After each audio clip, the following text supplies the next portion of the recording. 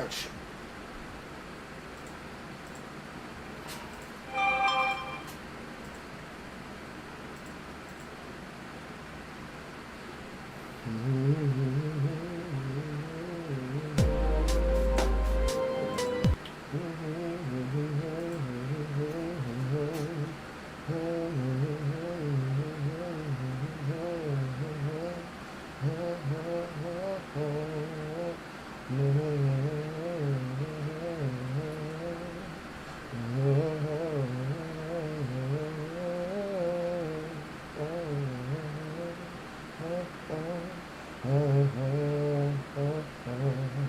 I'm super shy, but wait a minute while I make you mine, darling, 지금 you're on my mind all the time. I wanna tell you, but I'm super shy.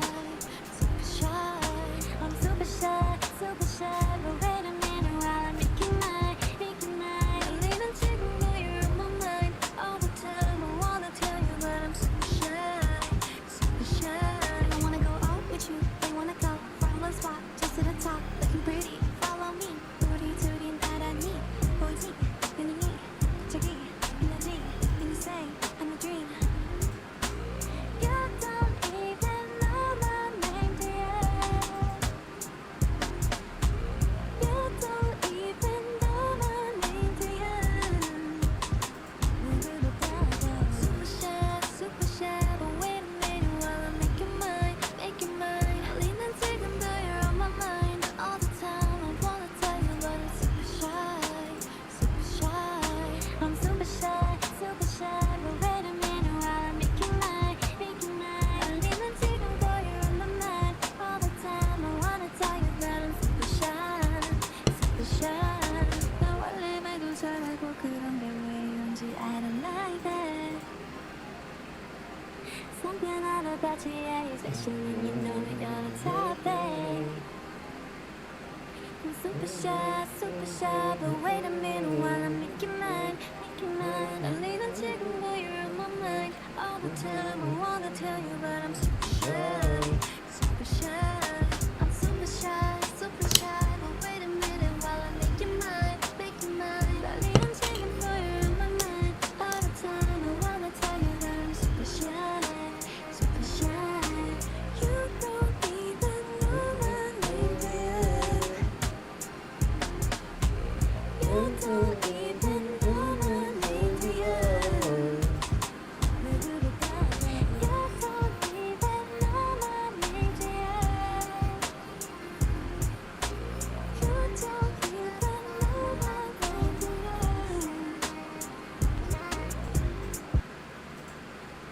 He has plenty of different instrumentals. How have I never come across this artist before? Manly. Right.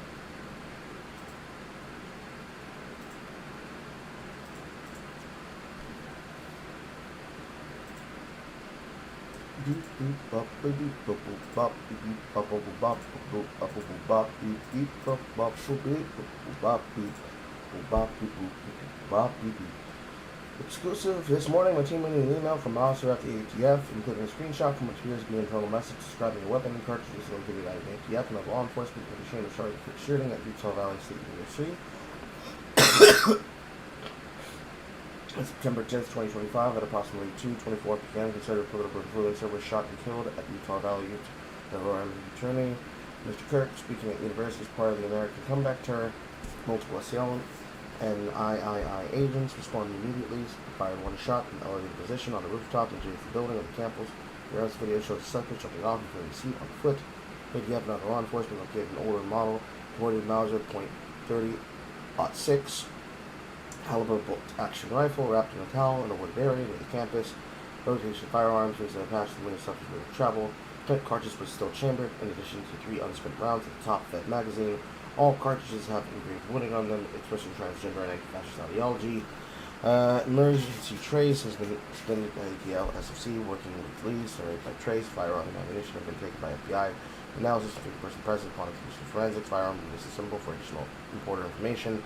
Multiple people are interested in contact or detained because of eyewitness testimony and review of video footage.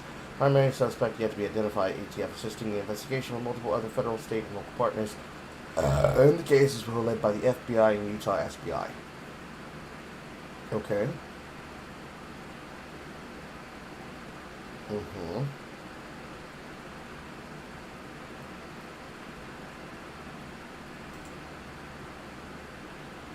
Entirely possible that it could be a copycat. Which then brings us to... He still has this information pinned. This is how mainstream media loses credibility by being wrong over and over again. If your favorite pundit insisted it was a leftist trans person, know how wrong they were. Maybe get better sources. At this time we know, he was white, he was a he was a memer, the parents were dogged MAGA voters, and that he didn't like Kirk. The assassin who killed Charlie Kirk left his motive right on the shell casings. A fascist catch, oh bow chow, blah blah blah blah. This coming from Jeffrey Mead. Governor of Utah confirms writing on Charlie Kirk's ammunition. Multiple people saying that Not So Erudite is talking out of her ass, which I agree. Horrible look for you, Katla. Horrible look for you. From Jeffrey Mead, individual who's talking on it. From the confirmation from the governor. To be a Mauser Model 98 30-06 caliber bolt-action rifle. The rifle had a scope mounted on top of it. Investigators noted inscriptions that had been engraved on casings found with the rifle. Inscriptions on a fired casing read, "Notices bulges, capital O-W-O, what's this question mark. Inscriptions on the 3 unfired casings read, "Hey fascist, exclamation point, catch, exclamation point." Up arrow symbol, right arrow, and symbol, and 3 down arrow symbols.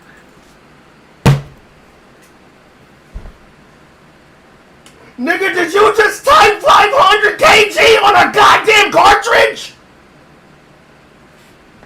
Clearly, Arrowhead is at fault for this. Whatever will they do?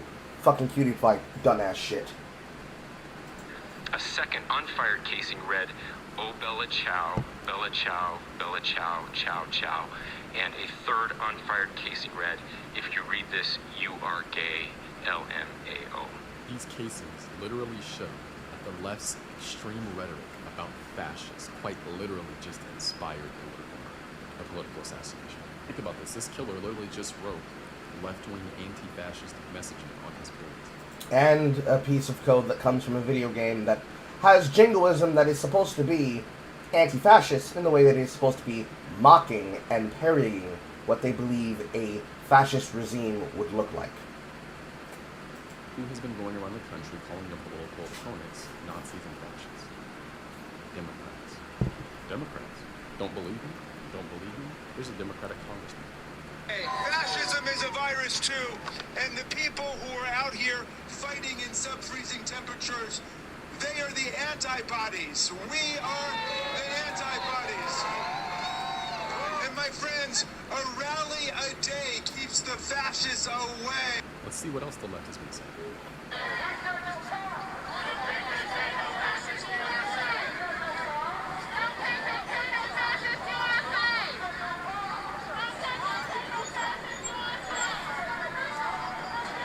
It is the Democrats calling their political opponents fascists. Oh, don't forget, he also wrote "Oh Bella Ciao" on one of the casings. Let's see what that means. Bella Ciao is a famous Italian folk song that originated in the late 19th century as a lament sung by female rice field workers in northern Italy's Po Valley protesting their harsh working conditions. During World War II, it was adapted by the Italian partisans, anti-fascist resistance fighters opposing Benito Mussolini's fascist regime and the Nazi occupation. It became their unofficial anthem, symbolizing farewell to loved ones before joining the fight for liberation. Democrats' extreme messaging radicalized an individual enough to where he shot Charlie Kirk in the neck and killed him. Their rhetoric is dangerous. We've been saying this for years. Their rhetoric is dangerous. It has now gotten one of the most influential people on the right killed. Just a reminder, I have a free email newsletter where I give you regular updates and I go more into detail on these topics. The more things reveal themselves, the more this shit gets fucking clownish, bro. I can't. Bro, I fucking can't. That's so fucking irritating. Because this is shit directly from all of the rest of the news that you could be able to imagine is possible. With why you don't, one, attack people for phrases, and two, why you don't constantly antagonize people for those things as well. Quite literally, this is exactly after and modeled after a copycat that clearly wanted the notice. Because why did they choose things that were popping? Why did they choose things that were relevant? Why did they choose a phrase for a video game that recently had an update? Why did they choose these phrases that particularly only ever exist inside of particular spheres? It needs to be investigated because this feels like a false flag. It feels like a false flag. The fact that it feels like it's a false flag tells me that it feels like it's a false flag, but I don't know shit. I'm learning this at the same speed you are, chat. The fact that it's like that, I don't know what to say, man. I don't know what to fucking say, dude.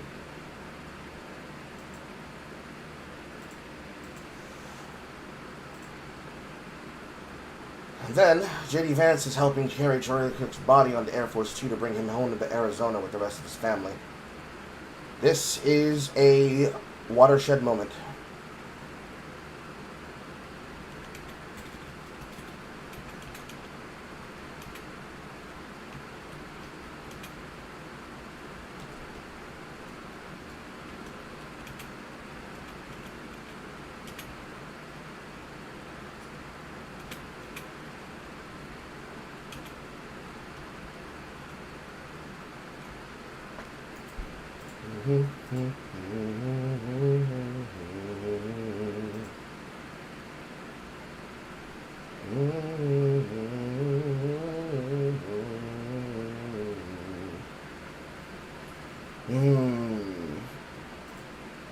I don't think I want to look at any more political news right now.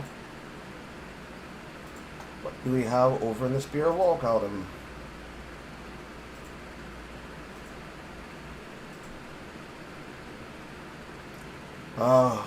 The thing that I chose to leave off. Ugh. Okay.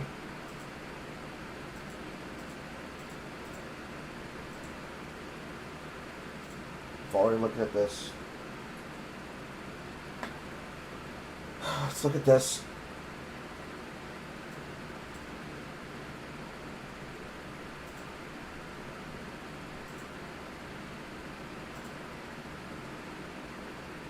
Before we start this, how are we doing today, chat? How did the debate go? It went fine. In terms of like content, it was definitely full of content. Aiden and the female Anne were going at it like cats and dogs because Anne started the hostility and then Aiden just responded in kind. The debate ended with Anne basically calling her a transgender and saying that that it's good that she deserves to have her gun rights taken away. Because Aiden had explained in the debate, as I guess one of her rhetorical pills she told me about ahead of time as her plan, as something that she was going to bring up if they attempted to justify how it's completely abnormal for the Schmittian exception to be excluded from the situation. Myself and Corbin, which were the males, we were completely chill. It was only really fiery in the moment where it was very obvious that Anne chose to not attack me because she couldn't attack me because my position was not nonsensical. Neither was Aiden's. Aiden's was just fact-based on the data that she already looked up, because that's why I asked Aiden to be my partner, because I knew she would have the data. I was supposed to be the black muscle. And yet, I didn't have to defend myself or Aiden that much, because Aiden was able to defend herself. And yap from the women. Meanwhile, the men are like, I would like to see some examples, and I'd like to see what it looks like, and I want to know from what background it comes from. So, content. There's still value for you to watch it, especially when you get to the part where I make a joke that makes everybody crack up. But as a first outing, that probably went better than it should have gone for me.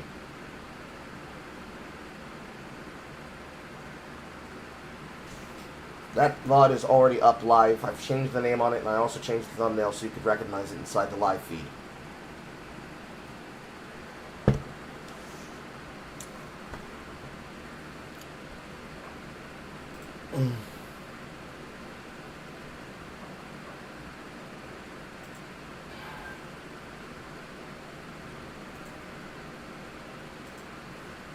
Okay, this is the back end. I got the number updated. Other things I wanted to look at while I was making sure to update these things. In the background, the Obsidian, we are currently now sitting at 147 and 7 cents on the donation reward track. It is going to be the last day coming tomorrow for all of this stuff here on the side for Path of Exile. All of this stuff. This will go away. But the rest of this will remain, as this was one of the incentive methods to increase this. I already popped one donation spree for that. I believe tomorrow, or rather today. Actually, no, I don't even get to stream the way that I want to tomorrow, because Star is going to be bringing me to a thing that she wants me to be a part of. So I guess the last time I streamed this was the last chance to get it. But for this, we're currently sitting at 1.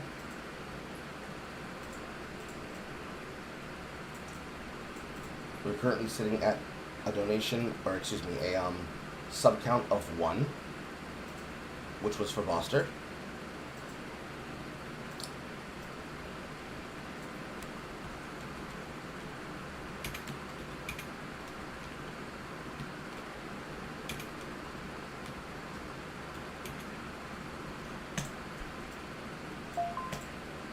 So as long as I keep a track of these things, we can properly be able to mark these off as they go. So this is currently at a count of 1, so we have not crossed this limitation for this year.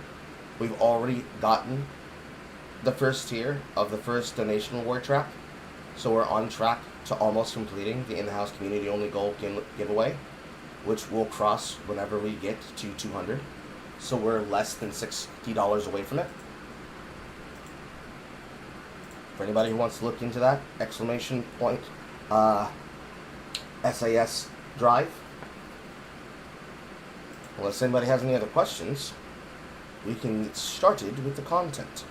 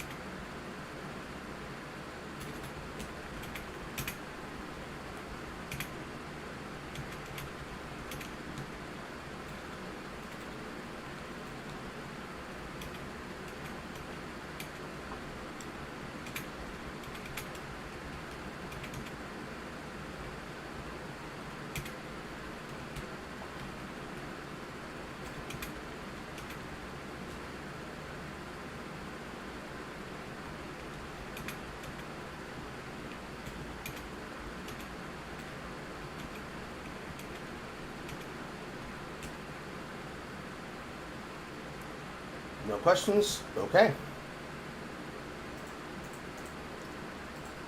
I might have to review this at a later date again, because I feel like I'm gonna be sodded with brain melt.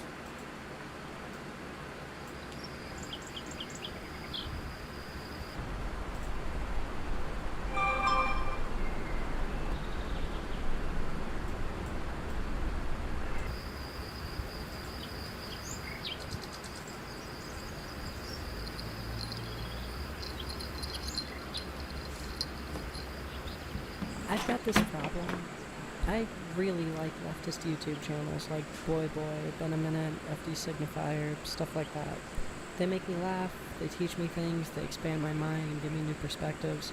They call people fascists, they call people Nazis, they call people bigots, they make fun of people for being different, they make fun of people for having different politics, they do things that make you feel good so that you can join in on the pack.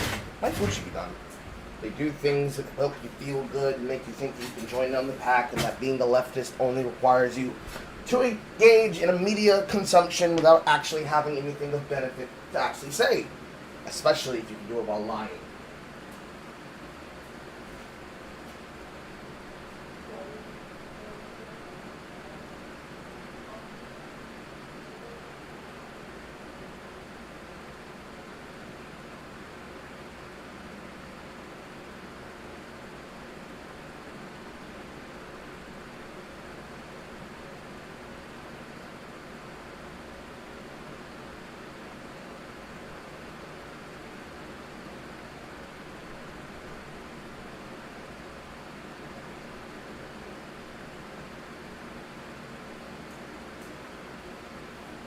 My food is not ready.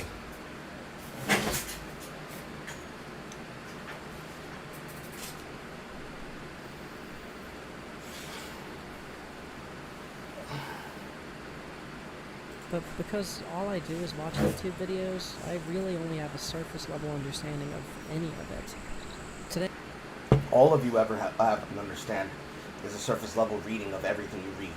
Because you only ever assess things at a surface level. You look at this cover, you skim your finger off the top, you say, yep, that's a chide! And then you fucking move on like you've actually done some actual deep material criticism of people. Because you're not willing to go underneath the surface and actually criticize things for what they are. You're only willing to talk shit about people for what you can. I'm gonna fix that. And I'm gonna try to encourage any of you with similar viewing habits to do the same.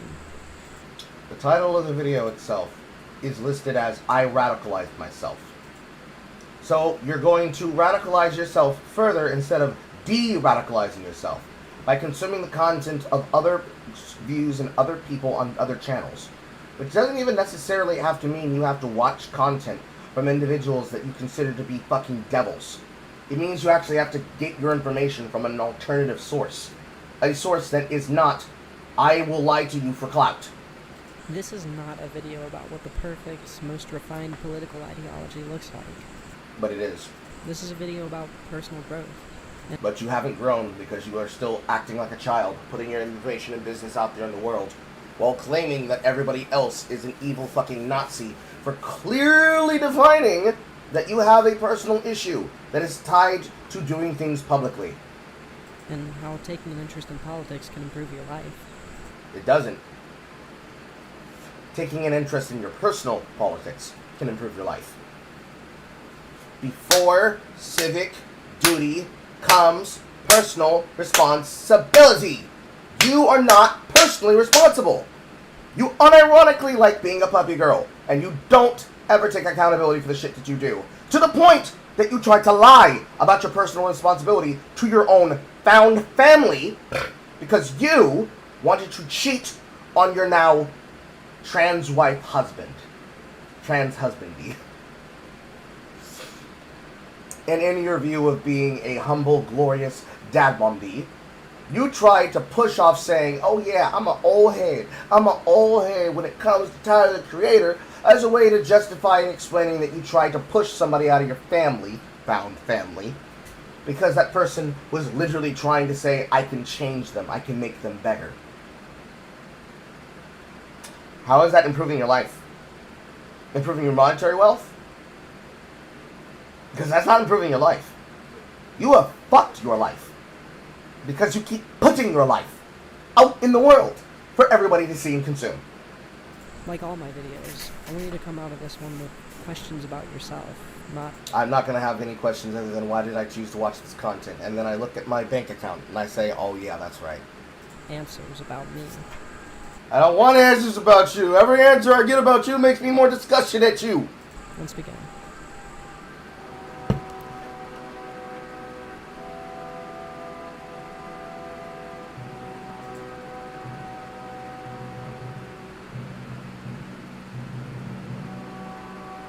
Who is Penelope?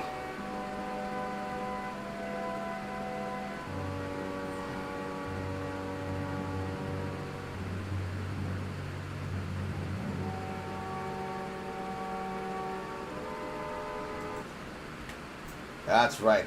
This is everyone's fault. This is her loved one's fault. And it's the fault of every single one of you who continue to give Leadhead money. You are the reason why this is continuing to happen, and you are directly supporting somebody who is effectively an attention junkie. Stop giving them money to do it.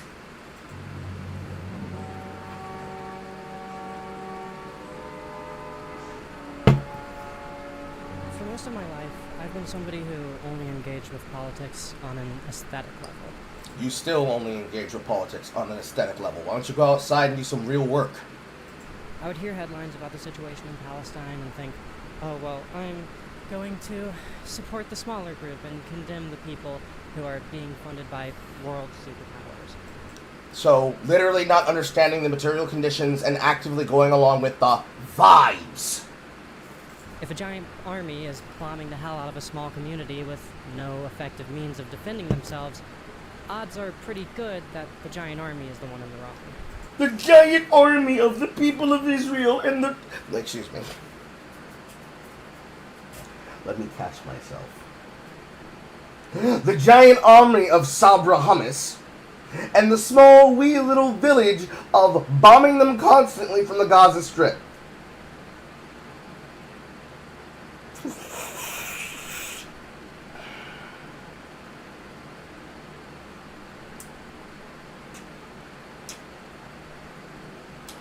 Engaging with politics on a material critical level. That's what Leadhead does.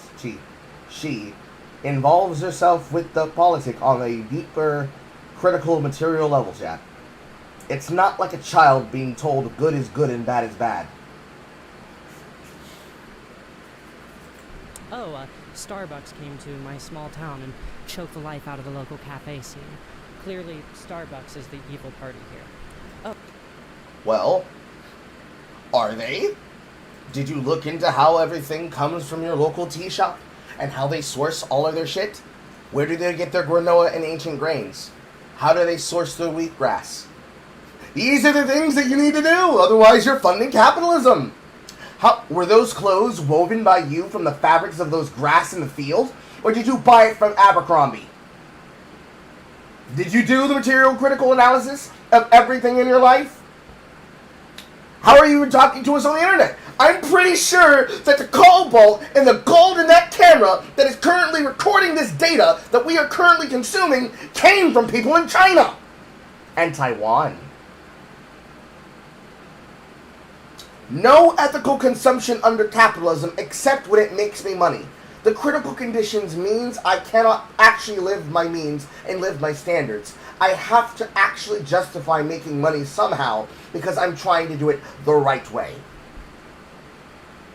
But Carl, wouldn't that stop their effectiveness? Yes, and that's how the left behaves. This is called standards. I'm applying them to her. Of course, we've long since understood that this is not how that works in her mind. This is not how anything works. As we understand, she derives her problem from the hunger that she made from the god on the wood from which she is internally rotting. Because she wants consumption, because she consumes, and because that consumption then shapes her view of herself, consuming puppy dog content, consuming transgender content, has made them into a transgender themselves. As the joke goes, they became pornography. And they choose to become pornography anywhere where they sexualize themselves and they politicize their views and they sexualize everyone around them. Literally sexualizing everyone around her while being the sexual object themselves. Because their critical analysis means that they have to be capable of making certain types of concessions to be effective, which is normal. Should you disallow yourself from being able to say things because you hate corporations so much, but you're willing to buy things that come from places that have been mass-produced in a country like China? Probably not. Then you wouldn't have a platform. So we've already made one problem there, but of course that's the easiest thing you can dismiss because, again, no ethical consumption under capitalism means that you can ignore that responsibility. It's a soft ignorance. It's a soft admittal. Then you move up to the next step. You telling us about your life is how you monetize your content.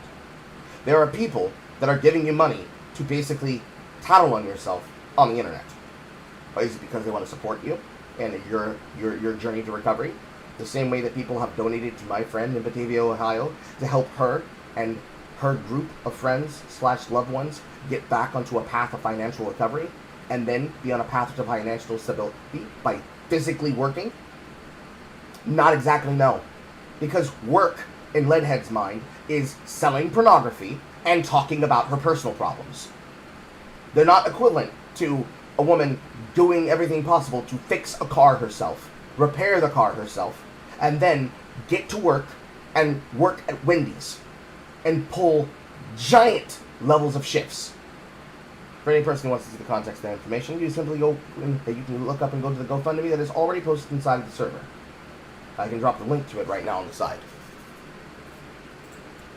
Because you think you are equivalent to my friend Alice. And you're not. You're not equivalent to people who are actually doing what they have to in order to raise the monies and to do the work to become capable of maintaining a level of stability. This is not a thing that you are doing. And you're not doing it out of the good of your own self. You're doing it from a level of selfishness.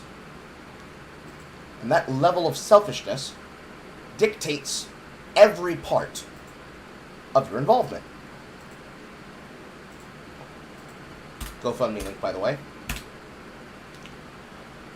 Unlike the work that was last updated, when I put out an update on August 23rd, about how she's been spending and how she did everything to raise the money, with the current standing total of $1,363 in 10 donations. Something that we made possible because the last few donations that came in at the last exact second was capable of keeping them from being in the street, so she could be able to keep themselves housed long enough to get the gravy train rolling on getting those payments done. You, Leadhead, have a value and net worth that's certainly higher than my money, certainly even higher than my woman's money. And what have you spent it on? What do you waste it on? You waste it on beer, you waste it on booze, you waste it on pornography, you waste it on civil living comforts, you waste it on designer clothes that are meant to make you look more grunge, more grounded, more punk, more hippie. You waste it on hair extensions, you waste it on cosmetics. You use it to buy technology to help you continue to do your online work. Let's be not crass and just say your YouTube channel. And it's within a 6-figure number. I didn't forget cigarettes. That's going to be the last thing. Not to mention all the cancer sticks that you're always sucking down on. Things that are killing you, that you don't need to buy. You could just find a new hobby. You could find a new thing to kill yourself with, like the booze. But you have all of this money that's not even coming necessarily from making work that is of true value. It's like you are inviting people on a voyeur experience, and that they give you money to be a part of that voyeur experience you then oust to them. You could change many people's lives with cash injections of $10,000. For your level, that's more than viable. Because you make more than that. You have made more than that. And yet in your material condition, you don't see a reason to give back. You just keep sucking down more for yourself. It's disgusting. It's fucking disgusting. The pretentious level in which you say, oh, my local coffee shop is getting fucked by Starbucks. Why didn't you save your local coffee shop? Why didn't you help them fund keeping it alive? Do you not support what you consume? You're just a victim? A permanent perpetual victim? Apparently. You're not just a leech on everyone around you, and you're not just a fucking cancer that makes everyone near you miserable, that has literally ruined the amount of people's lives for how you've done it. Not just your family, not just your own, not just your found family, not just the woman who you now have extricated outside of the union because you decided, you're too much of an issue to me making money on mine, so I have to eject you from the found family because you're a problem. You have been voted out of the orgy. You literally are a drag on fucking society. And lo and behold, one of the things you've decided to do recently is to say, I think I need more money. I think I should become a nebula nigga. Let's see if they talk about it towards somewhere in the end of this video, if not in the middle of this video. More than likely, they probably won't, if they're smart. But then again, it's Leadhead. Oh, a bunch of immigrants living below the poverty line are being painted as dangerous criminals by a gigantic government and their media corporations. Are they doing crimes? Then they're criminals. Cope. Clearly, the gigantic government is the evil one, and the immigrants are the victims. Fortunately for me, this aesthetic basis for understanding the world has given me decent politics. Time and time again. Decent politics is what you call being a fucking nepotistic leftist that looks down on other people and browns your fucking nose in their assholes? Oh, okay. And as I learn about the systemic genocide of Palestinians in Israel that's been going on for longer than I've been alive, or... The Palestinians are currently being controlled by people who have corrupted the PLO with their terroristic organizations and pains and are using them as body fuel, body bags, and body mods to protect themselves from their constant forever fight in Israel. I do not support either side directly, but it is possible that for those people that wished for peace within Palestine, for them to be able to find it for those that wish for peace inside of Israel. For there can be a two-state solution, and there need not be a perpetual forever war that America not only has to constantly infinitely fund, but also infinitely support the victims being terrorized by the terrorists, using them as fucking body shields. Starbucks operating at a loss whenever they open a branch in a new area, specifically so that they can drive local competition out of business, or the long and storied history of anti-Hispanic nationalism at the hands of U.S. political figures looking for a convenient scapegoat for the ever-declining standard of living in the United States. I find that the aesthetic basis that I used to center my politics around actually did tend to lean me in pretty decent political directions that I stand by after learning a bit more of the facts. Which means you're still retarded. And not only are you still retarded, your viewpoints are so retarded that you don't even realize how fucking ineffective you are. But that's a conversation for another time, obviously. Certainly my food must be done now. And I'm about to get hungry because I'm about to get mad.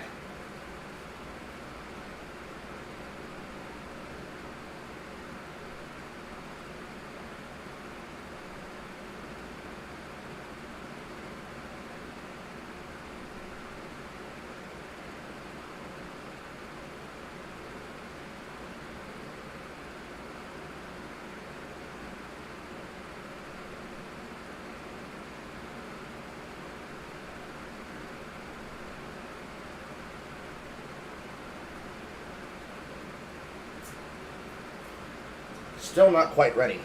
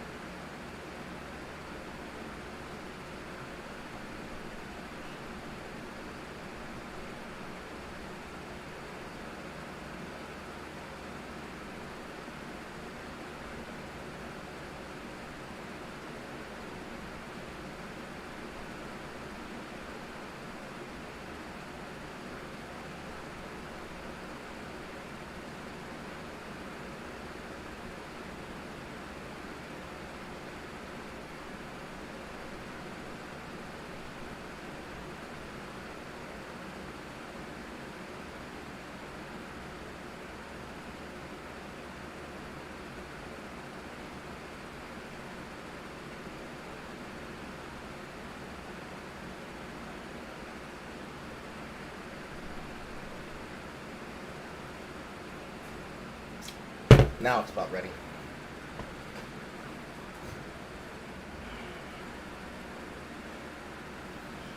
It should be possible that I can be able to hear and see about politics without being lectured by a dysgenic transgender puppy girl trying to justify why they should make infinity dollars and infinity cents while everybody else is an evil bigot Nazi for having the basic conversational skill to understand that you can't just wish for infinity problems for your enemies and infinity hopes for yourself and say that that's real world politics.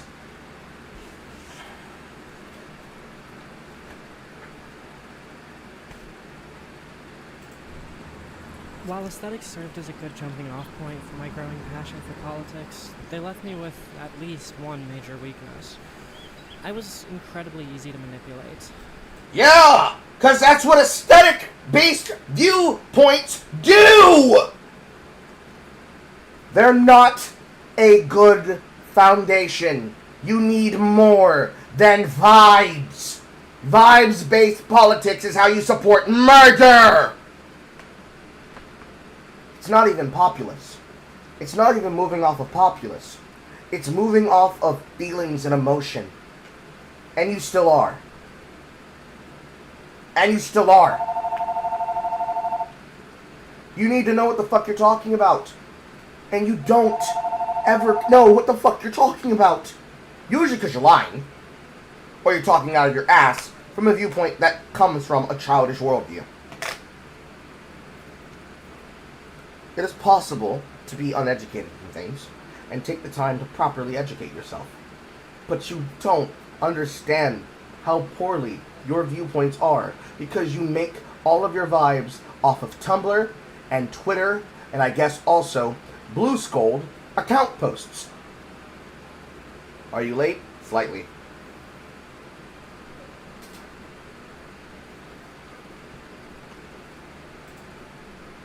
I remember back in 2020, I actually got all choked up hearing Biden's State of the Union address because the aesthetics of his speech fit my worldviews. I was fooled into thinking that he, and by extension the rest of the Democratic Party, cared about me. I was fooled. I was fooled into being a moderate. I was fooled into being a supporter of the Democrats.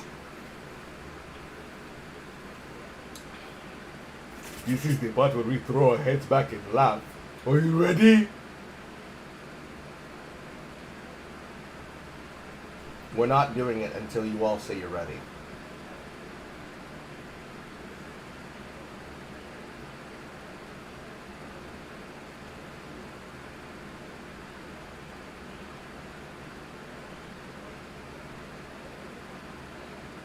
Are you ready? You ready? You fell for it again!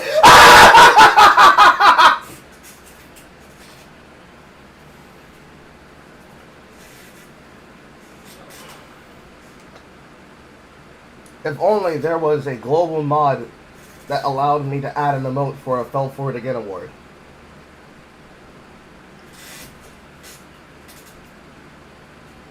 I heard Biden mentioning trans people, and I was naive enough to think that he was going to do anything to help my community.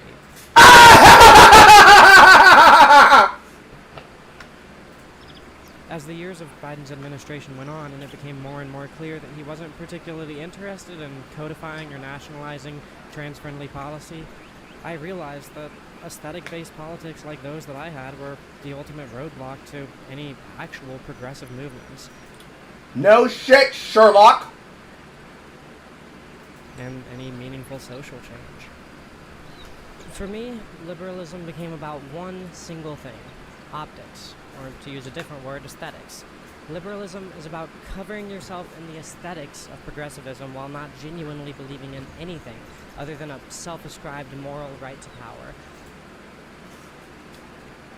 Behold, the one and only she used the wrong word to describe what she described, but the one time in her entire career where Leadhead has accurately described what happens with faith-based, optics-based, and vibes-based, as well as aesthetics-based politics. It's not gonna happen again, chat! It's not gonna happen again! It's not gonna happen again!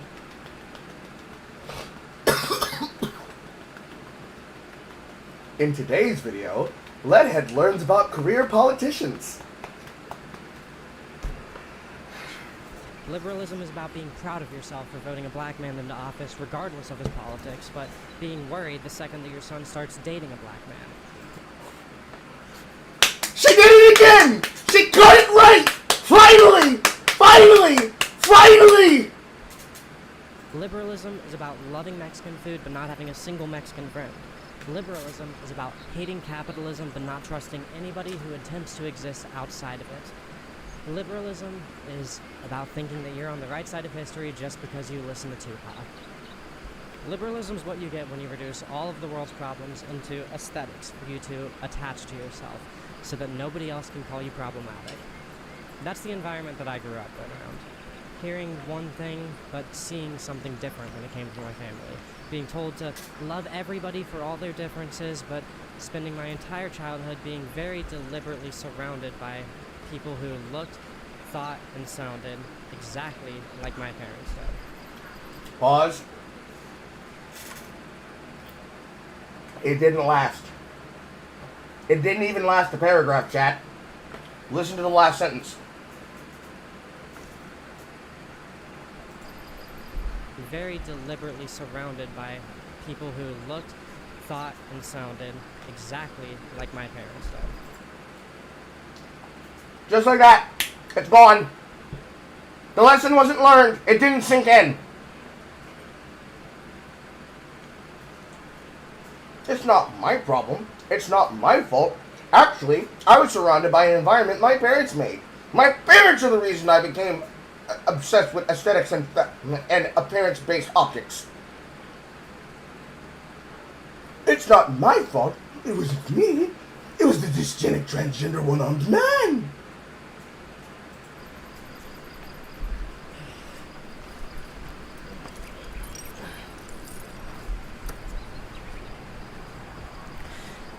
It wasn't until I moved out and started living an interdependent life with my friends that I truly began to realize. Your lovers? Not your friends. Your lovers? You fuck your friends. You unironically are an individual who fucks their friends. Any of this. Nothing in the world has ever been able to radicalize me like not knowing if I was going to be able to make rent on a given month. Nothing's made me feel more proud of my struggles than lending my tools to a neighbor to work on his car and thinking about how I spent my entire childhood watching my mom peeking out through the windows of our house, terrified that somebody with less money than us was going to steal my dad's tools. I love myself, and I have for most of my life. No, the fuck you don't. If you love yourself, you wouldn't be dressed as a fucking puppy girl. If you loved yourself, you wouldn't abdicate all responsibility to your partners so that you could just have your brain be in a squirrel-off, sex-only, I-love-cum position. You're worse than a political slut. You are a dysgenic whore. You are a hoa. You are a hoa. You slut yourself out to whoever has the most money for the best optics of a position. And then you don't even live by your standard. Jack called it. You only love yourself when you're being validated by others.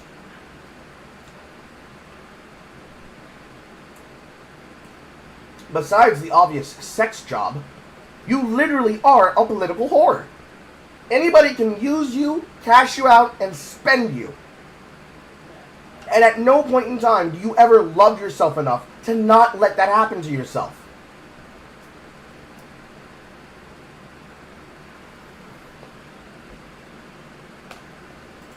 And because of that, I always figured individualism was kind of just inherent to the human condition. It wasn't until I started literally needing other people and other people started needing me that I realized that that is what true happiness looks like. No, true happiness is whatever the person wants. Individualism is also not how we as a species work. We are a pack group. What you want for social interaction. The result of a person who wants to be only on their own is the sign of a person who has been harmed and hurt. Now, I can't tell if you've been hurt by your parents. Because you lie so frequently about your dad and your mother.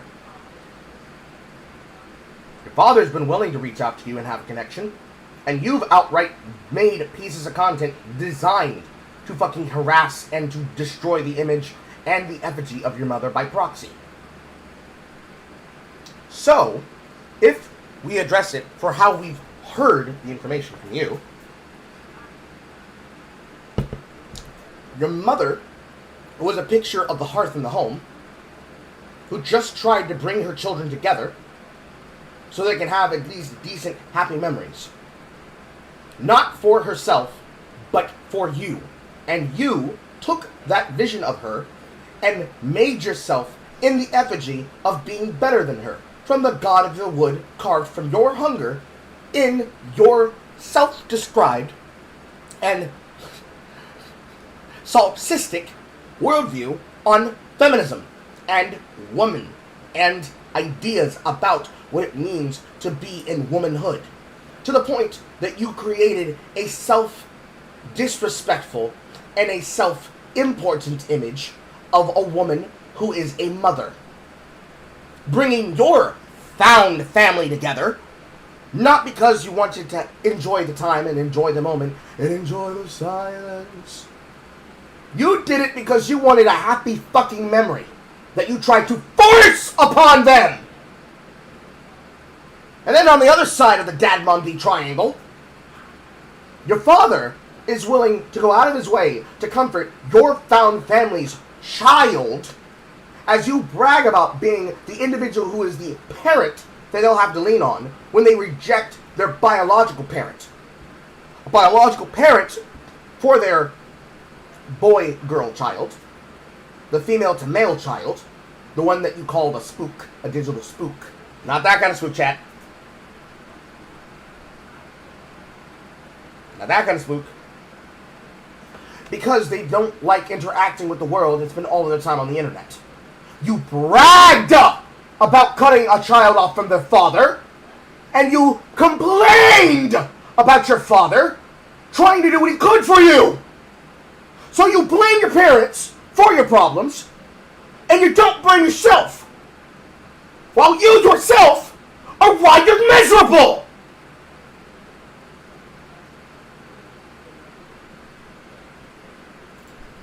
Nothing in the world feels better than giving a homeless person something they need, or doing oil changes for my roommates' cars, or... Giving my friends help and giving poor people money should never be in the same sentence of what makes you feel better about yourself as a human being. If you're rationalized and understanding that it doesn't make you look good. What's that saying that the left has? That doesn't make you a savior, it just makes you an easy martyr? What you want, a cookie? You can't have one. Not being afraid to ask for a favor when I need a favor, because I know that I carry my own weight. But you don't, though. You rely on the strength of others. In a mildly perverse fashion to my own viewpoint.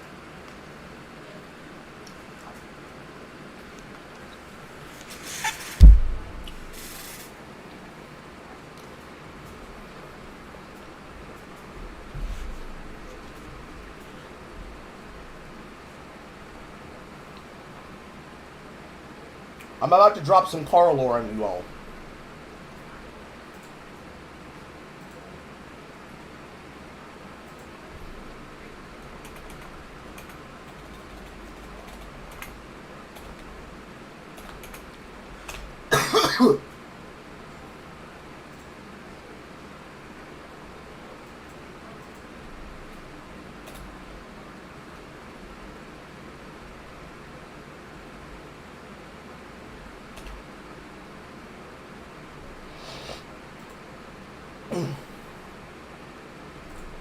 I've talked about this before, but not put it on the camera for people. One of the things that is an abiding principle by how I build what I'm building here is based literally on a quote from an object in a video game. That statement comes directly from the flavor text of Emperor's Mastery Prismatic Jewel.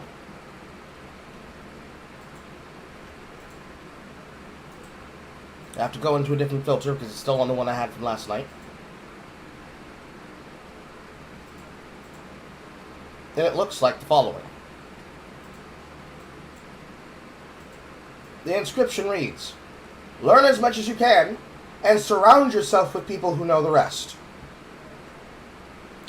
This statement is my guiding light candle, alongside all the other things I've been taught by my godfather Stanley, who, in another timeline, probably would have been my father. Based on this guiding principle, Leadhead thinks she is comparable to somebody with a viewpoint like me, but she's not. Leadhead does not try to learn as much as she can and then surround herself with people who know the rest. She surrounds herself with people who she can leech off of, like a parasitic symbiotic virus, and then attempts to worm their way into your social circle by shaming you at a distance for saying if you don't support me, you don't like trans people enough. Because it's all aesthetics vibes. I don't do shit off of vibes. And I don't do shit off of fucking politics. And I don't do shit off of optics either. I do what I think is right. And I try to hold myself to my own standard. The deepest thing that I think is the greatest sin I could ever commit is being a hypocrite. So, when I find myself being a hypocrite, I punish myself for it. One of the end jokes I have is that when I do something that I know that I wouldn't naturally do, other than just because I'm taking pot shots at somebody that I don't respect, I will actively slap myself and say, "Stop it, Carl." Because I know it's wrong. Many of you who are frequent watchers of the chat have seen me do this, literally without thinking. In this moment, right here, Cars, or not being afraid to ask for a favor when I need a favor. in Leadhead's mind, she thinks she's comparable to somebody who's an actual starving artist like me. She doesn't need to ask for help when people are throwing money at her. There have been times where I have asked for help only because I have the pride and the shame to not have to ask unless I know I have to. Because I don't like calling in favors and I don't like getting help. Because I should be capable of doing it myself. That's the natural state that a man is in. We're prideful beings. We are very prideful because we believe that if we need somebody's help, we're doing something wrong. We're supposed to be suppliers. We're supposed to be providers. But unfortunately, that's not how society actually functions. We're not supposed to think like that. That's something that was ingrained into us by women. And I'm an African American male, so that was ingrained in me by black women. By my standard, by surrounding myself with people who all have talents and skills of their own, not because they are an additive force onto me, but because they are a circumseptic whole collective of power and force as a force multiplier, I surround myself with complementary strength, and I still have talents of my own. I am then able to build what it is I'm building in this audience, with my base, with my platforms, with my community. So that we can do things like, when it is necessary, when I know that there's no other option but to ask for help, to do things like helping my friend out of her financial straits and bringing them to a position where we don't have to ask to help them again, because we did what we could to get them back on their feet and back towards survival. We did this, chat, for her and the other people. And to show that it was done correctly and that it was done with the intention of showing that it didn't just disappear into my coffers. I didn't steal the money. It wasn't a conspiracy to manipulate you. I made sure to go behind, even though I had been putting it off technically for a longer bit than I should have, to show every single dime like I'm supposed to. So that we can show the paperwork, to show that it goes not only to a good cause, but that it is going and it's being used as it's supposed to be. Ultimately, that I'm accountable. That's ultimately the point. That entire viewpoint I have is to make myself be held accountable. Because I can't blame everybody. I can't blame you for not supporting. I can't blame my friends for not helping. I can't blame my associates and my acquaintances that I make along the way, like guest party members, for not doing more. It's sometimes crippling so. Because what if a person's not helping because they just don't want to? Maybe it's something that I've done wrong. Maybe it's something that I didn't do correctly. I've made these consequences on myself. I've made these mistakes, and I've paid the price for it. And probably will continue to. And the only thing I can do is hold my head up high, say, tomorrow's another day, and keep it fucking moving. Not because I need to escape my consequences, nobody can know that this happened, but because that's what makes a better person. Character. Consequence. From Leadhead's view, Leadhead does not embody my views. Period. She is actually the antithesis and the shadow of my views. She constantly leeches herself onto other people so that she can abdicate responsibility, not take responsibility. For those that were not here, the first few times we did coverage of Leadhead, I still have the material. This is directly to the point of everything Leadhead views when it comes to her worldview and to her content, as that was the point behind the majority of her work. Blaming other people, blaming her parents, putting the blame on other individuals, observing what she's chosen to say, admitting that it was a decision made out of a choice, and more importantly, the abdication of all responsibility by showing that they are not capable of taking up accountability for their actions and would much rather just be a cum dumpster. So it sickens me. It sickens me to still hear, after the last video especially, that Leadhead takes no accountability. Not just abdicating it, not just abandoning it, but saying that the action of abandoning it is the correct thing a person should do. And then saying that they're making it on their own. She feels good spending other people's money because she thinks that that money was money she actually earned doing something we think is worthy. In the viewpoint of being a content creator, you could probably justify and swing that. But in actual reality, the position of leadership, responsibility, and accountability, this is a poster child for all three being ignored and feared. They don't grasp. They don't grasp leadership. They don't want to be a leader. They want to be an effigy. They want to be an idol. They want to be something that you pray to. Whereas I would like to be something that people can call on and help physically. The difference between a physical idol and, I guess, summoning an actual god. As we keep making this joke about me being a god. Or being godlike. The one true Carl, as we all say. Don't stroke the rod. Stop it, Bogdan! Stop it! No, they do not stroke the rod of accountability. They'll ride it. They'll ride it.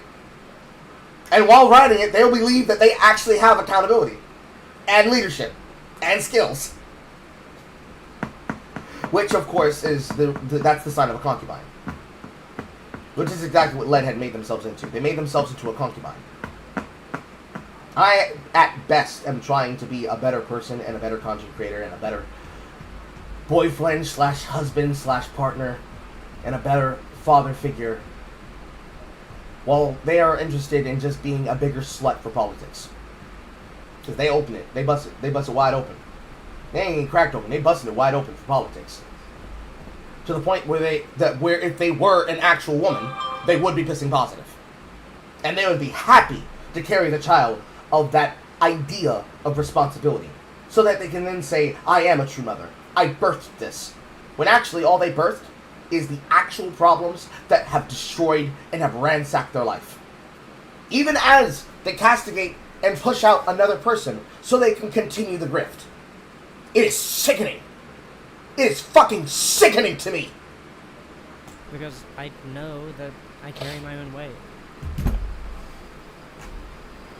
Community, found family, love for the people around me, shared struggles and shared success. These are the things that drove me out of my aesthetic understanding of the world, and drove me towards communism. What feeling could possibly be better than knowing that no matter what happens to me, I'll be able to eat, because people who love me, and who I love back, will share their food with me, even if everything else goes to shit.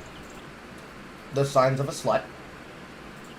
If my house burns down and my car falls apart and all of us lose our jobs, I'll still be able to share a meal with people who I love, because those people and I will fight to make it happen. But shit, my car did fall apart over the production of this video. But these people that I share myself with helped me do what I needed to do while I was fixing it up again. The people that I get fucked by and share a bed with help me to create money, because I am the breadwinner that makes everything go.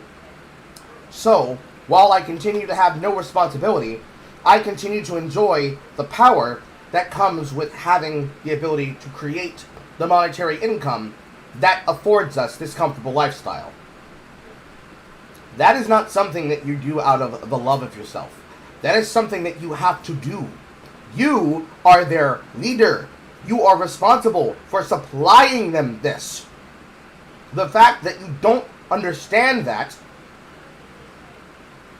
the problem. How do you not end up like Leadhead? You follow Carl. Shorthand answer. The way you don't end up like Leadhead is you follow Carl's worldview. Learn as much as you can and surround yourself with people who know the rest.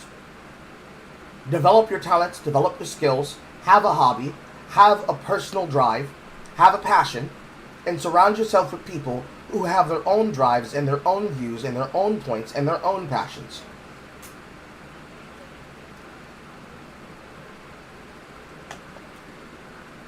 It was always tempting to act like that sense of security and community was just an apolitical fact of life for sociable people, but it's not apolitical. It's Yes, it is apolitical.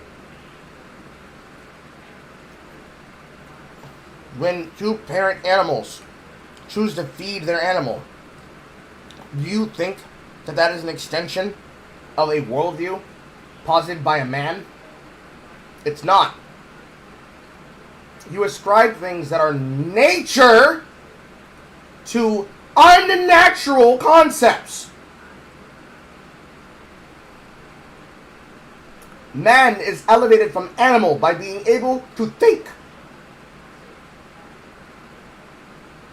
By you attempting to attribute something that happens because animals are going off of instinct to something that is derived through politics, through a state and form of hierarchy of system based on values, you are doing the stupidest thing you could ever fucking do.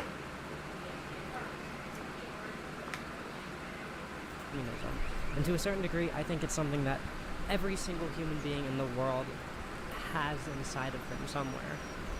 Here's the tricky thing, though.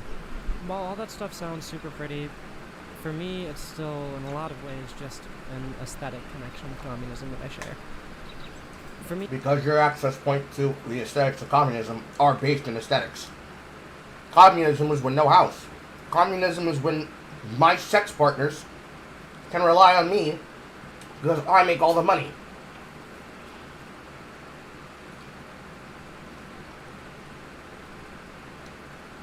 It's not based on the textbook examination. It's still based on your interpretation. Which is where it all goes wrong. You base all of it on your interpretation. From the framework alone, you are already incorrect and highly invalid and illegitimate.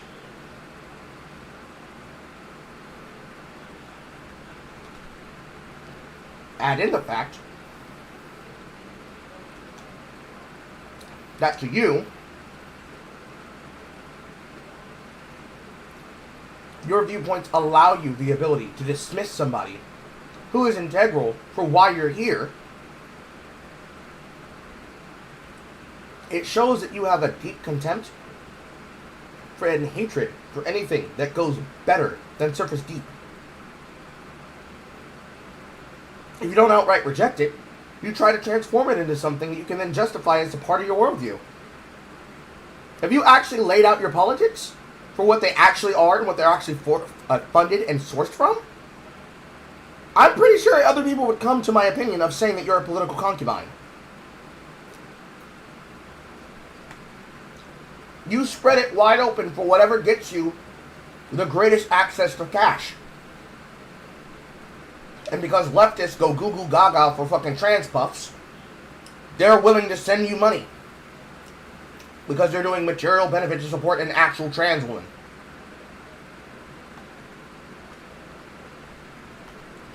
When in reality, they're funding a perpetual narcissist who will never truly understand what real community feels like.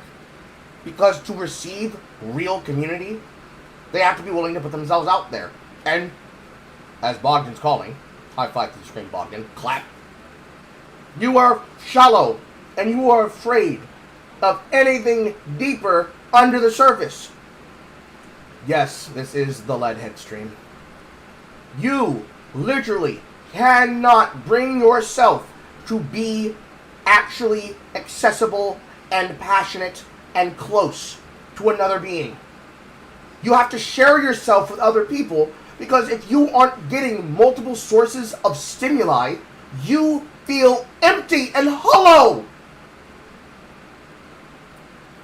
You literally admit to having to be filled to be fulfilled. For me, communism is a very simple thing. It's everyone in the community working together to make sure that everyone has what they need to prosper. That's a start, but it's not enough. I don't know if I'm a Maoist or a Marxist or a Leninist. Che Guevara is the closest thing I have to a political hero, but I don't know anywhere near as much about he and Castro as I probably should. I barely understand the difference between communism and socialism. I don't know how modern technology would affect the way that communism is enacted at a larger scale. I don't know how I feel about China. I don't know why unity with nature is always treated as a core tenet of communism. I don't know how communism is supposed to exist alongside globalization or the global interconnectivity that comes with the internet. And all of that is exactly why you shouldn't be in politics. Because you have no deeper inner life to understand your outer life. I'm always talking about how much I wish... Lord have mercy, we are just in sync right now, Bogdan. High five to the screen. Clap! I could live under communism as opposed to capitalism, but ultimately, I don't fully understand what my life would even look like under such a system. Especially That's part of the problem. given that my disability makes even just sitting out here really hard. Needless to say, it makes jobs and manual labor extremely difficult, if not impossible for me. So would videos like mine still be being made under communism, and would that be my contribution to the world? No, and you would be contributing to communism by being used to actually do physical manual labor until you're no longer useful. Then you'd be shot in the head. That's the hard truth, Leadhead. I do not say that as an encouragement. I disavow any attempts that people may or may not make on Leadhead's life. I do not endorse. We do not subscribe. But that's what happened. Communism is super socialism, where you share everything, and to each their need will be fulfilled with the hands and the action required. You don't get more than what you need, and you don't get to complain, because if you're complaining, you think you're above everyone else.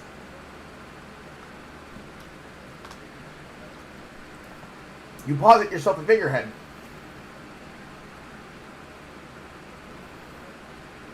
In his viewpoint, you would be the one that made me an example of.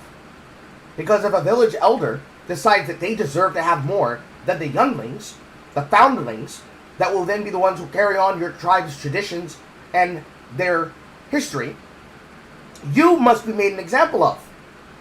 In order for them to understand, no one is above the system. So, when you complain and you say, I can't do physical labor, it makes it hard, I have a disability, they're going to find a job for you to do. And if you can't do any job of value, you're going to be eliminated. Because you're an extra mouth that has to be fed. You should be calling out that kind of system. And you do, but only when it's fascism coded. That's a tenet that happens in communism and socialism all the time. The elimination of mouths that come from children that will grow up dysgenic and plagued. And the euthanization of the elderly who have no more value to give other than wisdom that has to be extracted and extrapolated anyways. But communism does not care about tradition. It only cares about tradition to a fault. It cares about a baseline of tradition. Not the actual kind of great American melting pot of tradition that most of us come to recognize when it comes to large, multi-generational families. The only way to have a large family under communism is to either be a commune or for them to be dead.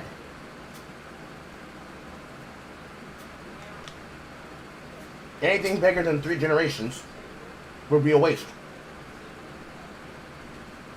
And at a minimum of 1 to 3. So, you, your parent, and your grandparent. And that's it.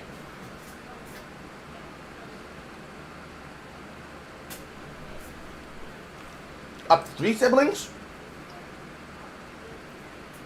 meaning you, a sibling, your parents, your mother's sibling, your father's sibling, another sibling on that, their parents, and so on.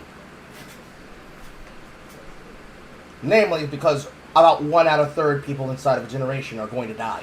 Period. And assuming that nothing happens to them to the point that they get killed, to the point where they lose their life before their prime, you need to have a primary workforce that you're able to sustain yourself off the back of. Under that type of communism, under that type of socialism, hell, even if you were to go after a system like the Amish, if they can't find a job for you, you can't be in the village.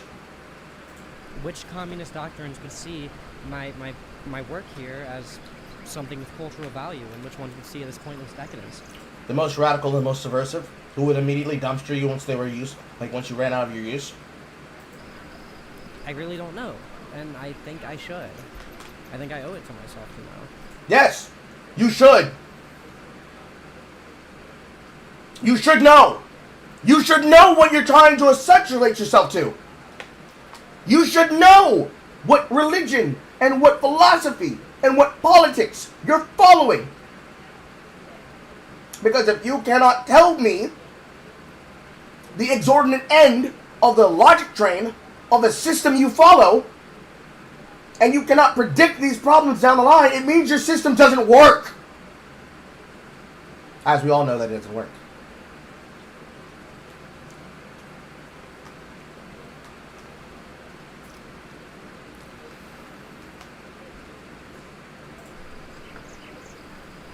That sense of community, that thing that I said earlier is communism, has saved my life multiple times. Both by ensuring my material conditions remain livable, and by giving me a sense of purpose to ward off suicidal ideation. That wasn't communism. That was community. You're using a political term to define a word and an emotion.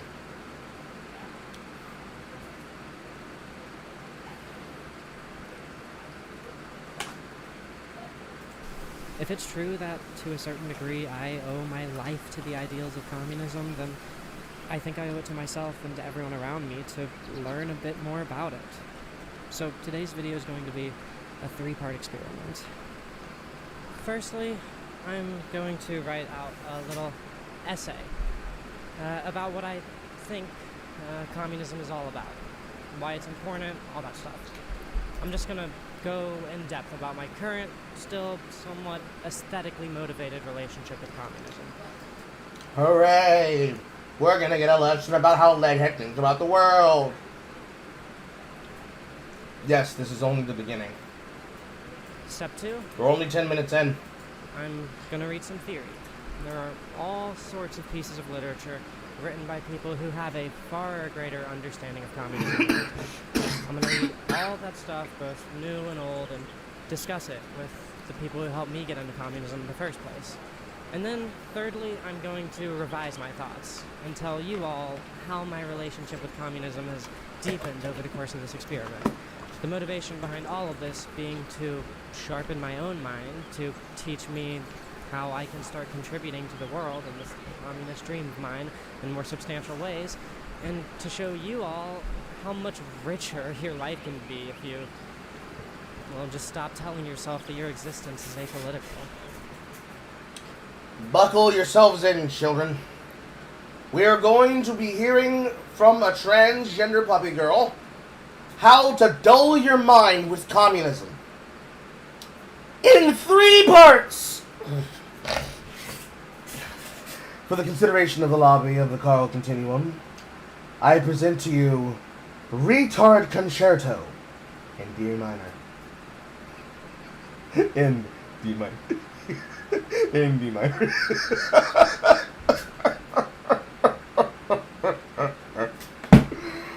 Oh, the jokes never end, chat. Just like true communism.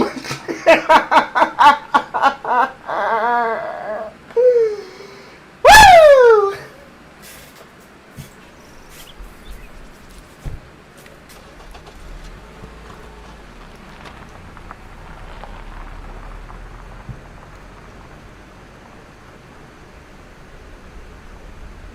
So we've talked about the broad strokes, the function of government, the function of the military, the motivations of the individual under communism.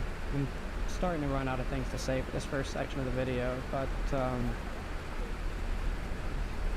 Oh no, it's the flies! let's talk about cops for a minute. Okay, so ACAB, right?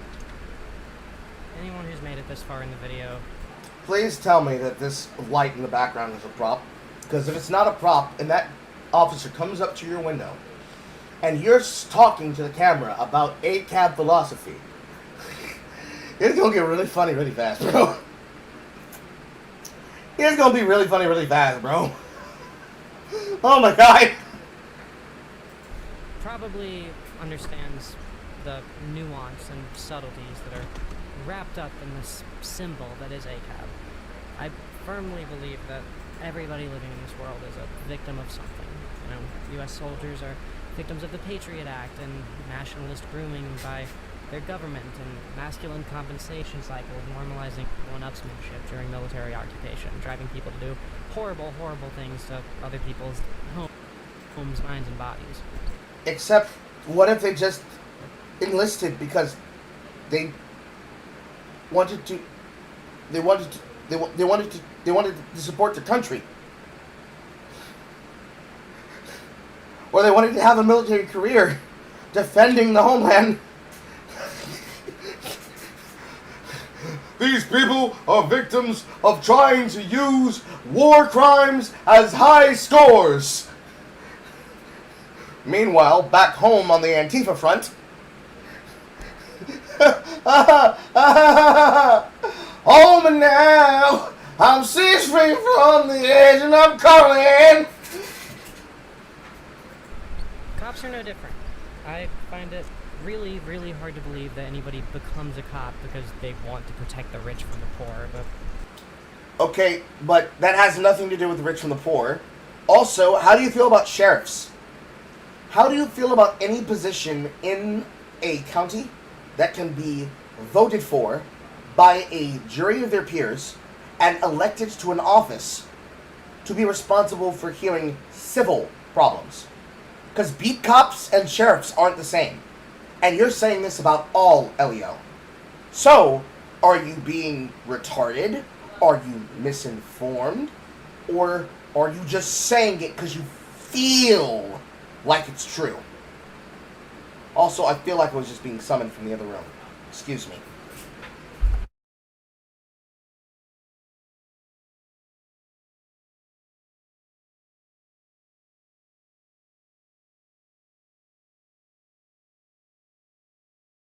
False alarm. What a miserable way to look at the world. Everyone's a victim of somebody else. Everyone's a victim of a system. Everyone's a victim of their parents. Everyone's a victim of circumstances. Everyone's a victim of nature. And there's no correct system except communism.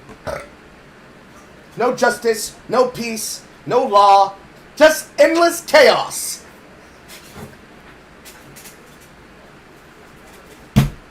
It's like you're setting up a Power Ranger season. One that's specifically like Ninja Storm. Ultimately, that's what cops are under capitalism. The way I see it, So what is a cop under communism? Because I'm pretty sure it's a bully. A member of the armed forces under communism is an enforcer, who is enforcing the rule of the current ruler of the military force. capitalist cops' directives are as follows. The primary directive is, of course, to protect capital. Make sure that landowners aren't forced to share their land. Make sure that doctors aren't forced to heal people. Make sure that power companies aren't forced to share electricity with the homeless who might want to jack themselves into a power line to use an electric hot plate to make dinner. So, cops are just paid paramilitary force to ensure that the rich don't lose their property. A lie, but okay. You ever wonder why Walmart has those special parking spots that are reserved for the police? That's why. It's because Walmart understands. No, it's because they have fucking security. There are Walmarts that have reserved parking spaces for people who are using Walmart pickup, which are on the side of the building, which you didn't show.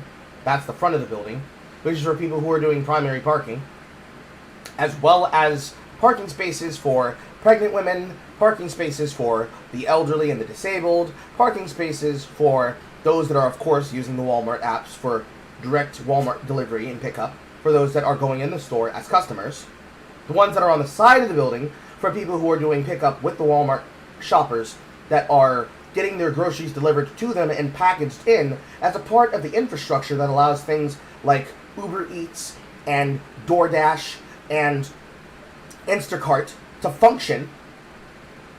But you're not going to talk about that part of the infrastructure. People who have purchased property, who own that property, whom another person is fulfilling the job of delivering that property to their home and ensuring that they have purchased exactly what they have asked for, through the purpose of directly contacting them and confirming that they are getting what they wanted. But let's not talk about that part. They have spaces for multiple things, and then all of the empty spaces for all the other people that are shopping normally, that do not need to have the convenience of being closer. Alright. Is that ultimately the cops work for them and not the customers. The second This is bullshit, but okay. directive of the police is simply to keep the poor down. This one obviously Keep the poor down. The objective of the police is to keep the poor down. You do understand that something, something, something, tree of liberty, something, something, something, blood of tyrants is not a suggestion. It is what's supposed to happen if that were to be the case, and it's not the case. But you're still lying as though it is the case. ties in with the first one, and it's why most encounters with cops just result in you getting ticketed. If you're poor and you can't afford the repairs that your perfectly safe and functional car needs to pass inspection, but you still need to use that car to get to work, the cops will give you a fine for that. Were you arrested for a non-violent offense without a single victim, like possession of weed? Well, we'll take you to jail for that, but because we know that you aren't a threat to society in any way, if you slip us a few $1,000s for bail, we'll just let you go until your court date. Then we'll send you to a prison where you might be sold off to Golden Corral or McDonald's to work as an employee, while still technically being incarcerated by the state. There's a reason that in every decently sized city in this country, there's a police station within a mile or so of the poor, usually ethnic neighborhoods. There's a reason that bail bond offices are always within walking distance of the courthouse. There's a There are many ways in which this is false, but we're gonna let her finish. The reason the cops are called in to break up strikes and help scouts get into the building. It's because the entire system, from the top to the bottom, is in place to keep poor people down. To be honest, that's why just about every cop is racist. Regardless of their politics or their reason for signing up to become a cop, they're choosing to exist within a system where they're rewarded for punishing the poor, the downtrodden, and far more often than not, the non-white. That is the biggest bullshit I have ever fucking seen and heard. Leadhead, you're full of shit. But chat, don't worry. There was a list and there was a link for some of those details in the description. Let's look at the source.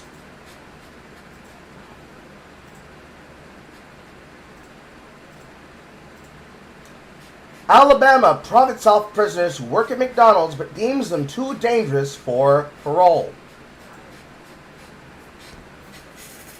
Leadville, Alabama, from the Associated Press. A storm was looming when the inmate serving 20 years for armed robbery was assigned to transport fellow prisoners to their job at private manufacturers supplying goods to companies like Home Depot and Wayfair. It didn't matter that Jake Jones once had escaped or that he had failed 2 drug and alcohol tests while in lockup. He was unsupervised and technically in charge. By the time Jones was driving back to the work release center with 6 other incarcerated workers, it was pelting rain. Jones had a reputation for driving fast, and some of his passengers said he was racing along the countryside, jamming music in his earbud. Suddenly, the transport van hit a dip and swerved onto the wet pavement, slamming into a tree. 2 men died after being thrown out of the van, and Jones, who was critically hurt and slumped over the bearing horn, had to be cut out of the vehicle. As the other men staggered into the storm, who flagged down help, they wondered, why would the Alabama Department of Corrections place their lives in Jones's hands? They knew he had a propensity to drink, said Sean Weitz, who survived the crash, and they put him behind the wheel of a van anyways. No state has a longer, more profit-driven history of contracting prisoners out to private companies than Alabama. Blah, blah, blah, blah, blah. Racism, racism, bigotry. Bigotry, bigotry, racism. Blah, blah, blah, blah, blah. Racism, racism, bigotry. Bigotry, bigotry, racism. Shackles and manacles. Whips and chains and whips and chains. Ah! How we go from whips and chains to whips and chains.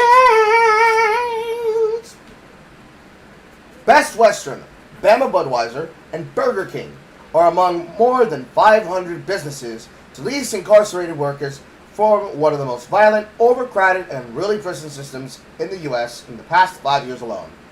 The Associated Press found that as part of a 2-year investigation into prison labor, that's the end of the sentence. The Associated Press found as a 2-year part investigation into prison labor. The cheap, reliable labor force has generated more than $250 million for the state since 2000 through money garnished from prisoner paychecks. Most jobs are inside of facilities, where the state's inmates, who are proportionally black, because Alabama is a place where you can find a higher demographic of black individuals. They're one state over from me. That's not saying anything about racism and saying more about statistics, which we know communists don't understand because they can't fucking read. Where the state's inmates, who are disproportionately black, can be sentenced to hard labor and forced to work for free, doing everything from mopping floors to laundry. But more than 10,000 inmates have logged a combined 17 million work hours outside of Alabama's prison walls since 2018 for entities like city and county governments and businesses that range from major carport manufacturers to meat processing plants to distribution centers for major retails like Walmart, the AP has determined. Total work done by hours on a chart that goes up to page 98. Aggregated work release logs obtained from the Alabama Department of Corrections through a public records request. The logs cover prison labor assignments from 2018 to mid-March 2024. Let's look at the names, chat. I can list by job title. I can list by labor hours. I can list by unique employees, both up and down. The name that Leadhead just used in her bullshit was to say working for McDonald's. So let's look for it.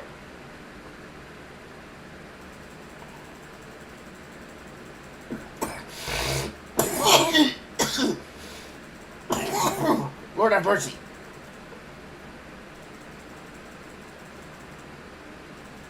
Let's see here. As we're going by, I see things like Millwork, Dairy Queen, Curry's, Curtis, Cuts Restaurant, first and second shift. Labor hours inside of places like Cowart Elementary, probably as janitors. Workers in the commission's office, workers in building supply, workers at Country Inn and Suites, Coosa Valley Recycling, Coosa Valley Senior Center, Coosa County in general. I find this to be interesting. Because you think, if these are violent, evil criminals, why do they have people going there? And then actually look at the hours and the numbers logged here, chat. If we extrapolate the argument being made by Leadhead, people who are working as prisoners, they have 3 unique employees that logged up to and about around and close to 8,200 hours at the Senior Center. Pray tell, what do you think they were doing, chat? Because I can tell you what they were doing, because I've assigned people and have been assigned to do that job before. They were cooking. They were cooking, they were cleaning, and they were keeping the elderly company. Bye, Boster. Everybody say bye, Boster. We're going to see him on the VOD. They were cooking, they were cleaning, they were taking care of the elderly, they were keeping them company, and they were doing the maintenance of the building. That's not outside the realm of what prisoners already do. But of course, this is the argument. Why let them do this job in prison if they are a danger to society? For the same reason, they also allowed people to take out the trash. Because they're trying to be not recidivistic. They're trying to be better.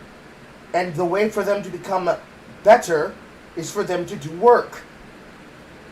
Certainly it said garnished from their wages, so they're not outright profiteering them and using them for slave labor. And the money that's being garnished is being paid back into the system. This is normal, but oh no, they're being abused. Still, I'm going towards the people with the claims. I will admit, I am a bit shocked to hear that they are using them as labor, but the way that they're using them as labor seems to be in the capacity not to run the business all the time, but specifically to either do maintenance, because it's obvious if there's this much hour being logged at a Coliseum, they're getting these employees to basically be janitors. Or more obvious, with things like clearage parts and equipment, they're producing shit at these manufacturing plants because they are using the workforce, because they're probably on contract with the government. Of course, we didn't get a list of where these people are coming from. Leadhead made no description and made no difference in the description on whether or not these individuals are from private security prisons or are from public prisons. Because if it's being done through public prisons, this is a system that's been set up by the state, by that state's labor department, or that city's labor department, or that county's labor department. I know, because that's how I started my job. That's how I got my original start in Fed work. Still, we're looking for specifically McDonald's. I gotta keep clicking. There's no easier way to look. Gemstone Foods, that's probably a packing plant. Fred's Cabinet, probably a type of restaurant. Free World Day Labor, that's probably a contracting company. Seeing some barbecue places. I'm seeing some gallery events, probably for staffing. Golden Corral on Schillingers Road, Tillman's Corner. That's very interesting. Good Water, Sewage, and Waterworks. Some of these places don't really tell you what it is, the job that they do there. Well, it's whatever. Still looking for a McDonald's. Also, for anyone who's interested, I'm looking at the article. Here's the article link, so you don't have to click on her video and possibly potentially give her watch hours in order for you to look into the information, that is. McDonald's. KFC in Pell City. Interesting. Kith Kitchen. That's probably that's a dinner restaurant. That's a lot of labor hours. Zhuang. Shishan. Land Motors, Lambert's Restaurants, Landfill Work, Limestone, McDonald's, Auto Painting, Coal Commission, Macon County School Maintenance, Macon County Highway Department, Madison Avenue, whatever the fuck Mama Lou's is, Marjack Feed Mill, McDonald's, Mark Johnson Construction, Masonite, Mick Vintage Products, Max Homes, Max Foot Construction, Masters Boats in the Builder's Shipyard, McDaniel's Fence. Here we go. McDonald's. McDonald's on Loxley, McDonald's on Bay Minette, McDonald's on Daphne, Dolphin Island Parkway, Dolphin Street, another one on Dolphin Street, another one on Forestdale, another one on Hoover. What y'all motherfuckers going on at McDonald's on Hoover? 21, 9, 19, 6, 2, 3, 12. This one, 100, almost close to 101, 11K labor hours, with 90 unique employees that are specifically prisoners. Old Shell Road, McDonald's in general, Malby's, ABT, Fairhope, and then it goes. So, here's the question I have to ask here. Were these individuals that were forced to work for McDonald's? Or were these individuals people who elected and agreed and signed a contract to work in the business? I think these people had to sign a contract to be sent there. And they were told that their wages will be garnished. So, it seems to be that Leadhead has decided to use information out of context to lie about something to our faces and thought throwing an AP signature up was going to be enough to smooth that bullshit out. Now, let's go by labor hours. Let's go all the way back to the beginning of the page.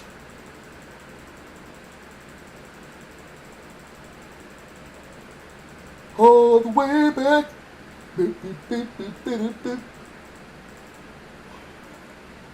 The biggest businesses that got the majority of effort and work with a higher number of unique employees where labor hours starting seems to be a trailer company, a casting company, a car company, a van driver company, an environmental company, a place called Kith's Kitchen.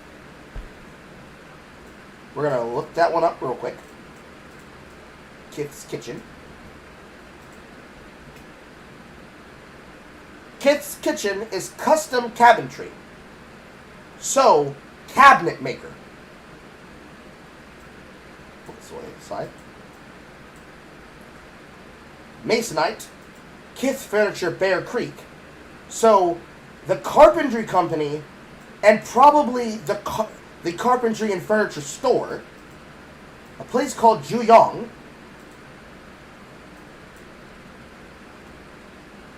Juyong Manufacturing America, so what appears to be a Chinese automotive company, C.R. Gibson,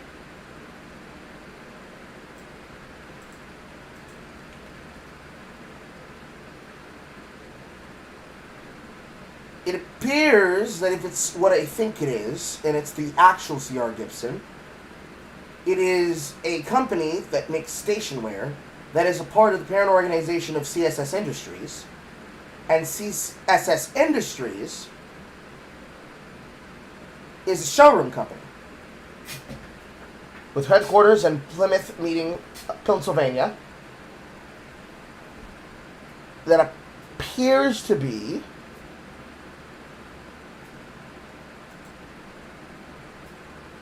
a novelty company for greeting cards. So, more than likely, a greeting card company assembly line. So some type of paper print. Amtech, Tall College, Salimp, Alabama, Well-Run Cabinet, Clarence Products, Equipment, Engine Controls, H&B, Engram, GMP. So we have an insert of different type of production jobs that don't require interaction with the public. Masonry and carpentry jobs that don't require interaction with the public. A handful of different job categories for food service, both private companies and publicly traded companies. And every now and again,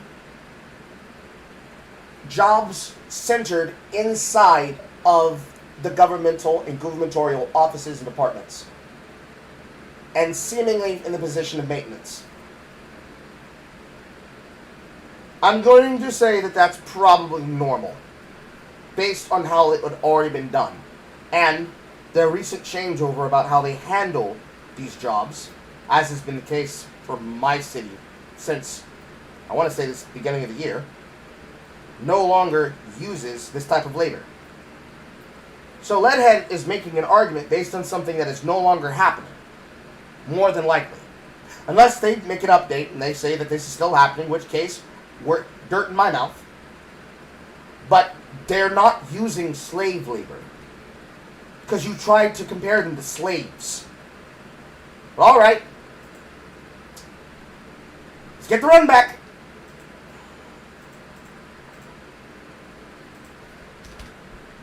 That's why just about every cop is racist. Regardless of their politics or their reason for signing up to become a cop, they're choosing to exist within a system where they're rewarded for punishing the poor, the downtrodden, and far more often than not, the non-white. They're being rewarded for punishing the minorities. Okay? Multiple examples that prove that is false, but alright.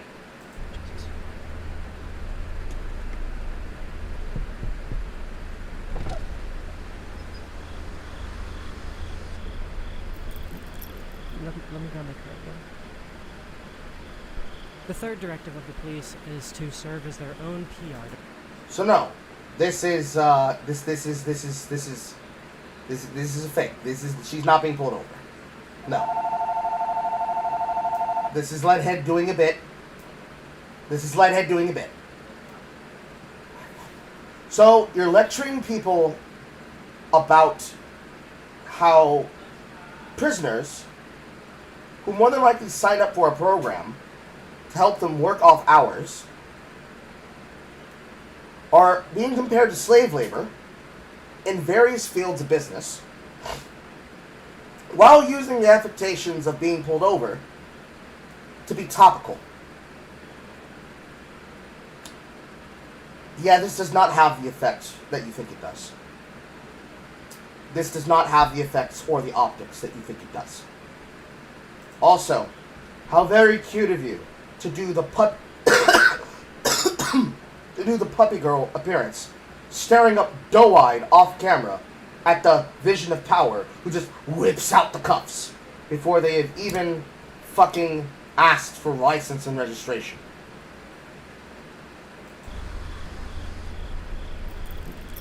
Let me grab my card again. The third directive of the police is to serve as their own PR department. It's why in small towns where not much happens, if you get pulled over for not indicating a turn because there was no traffic, there's a good chance that you'll end up with 5 cop cars behind you, all standing by as backup. To anyone who drives by and sees that, the message is clear. Something very, very dangerous is going on, and if it wasn't for the 5 cops that just showed up to confront this one person, you'd be in a lot more danger. According to you, based on your logic, what should be happening right now is that you should be getting gangbanged by multiple cops that are all white with hairy, dysgenic, disgusting penises trying to shove them inside of your 2 orifices. That's what you're claiming is supposed to happen in a sundown town. Okay. Alright. Not committing to the bit, I see. It's the reason the cops have become so militarized in their aesthetics. Why they're covered head to toe in ridiculous tactical gear when they're just standing in line to get a soda at the gas station. That's not how cops dress. That's how a SWAT member would dress. Why they refuse to turn off those bright fucking lights when they pull you over at night. They posture themselves as a military because You are a person who is recording this and is editing this. Why did you not just take another take? if the military's mobilizing in the streets, then that must mean that there's a war going on, and we'd better give these guys more funding so that they can fight it.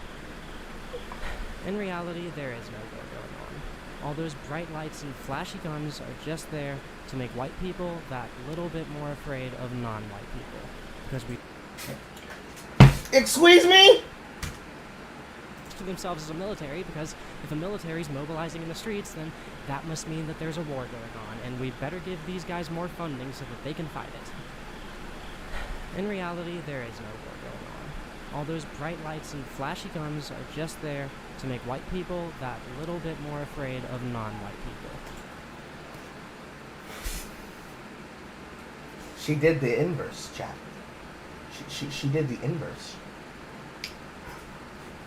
Normally, the argument is it's supposed to make black people more terrified of police presence, but no, it's doing the inverse effect. It's making the white people think it's more dangerous.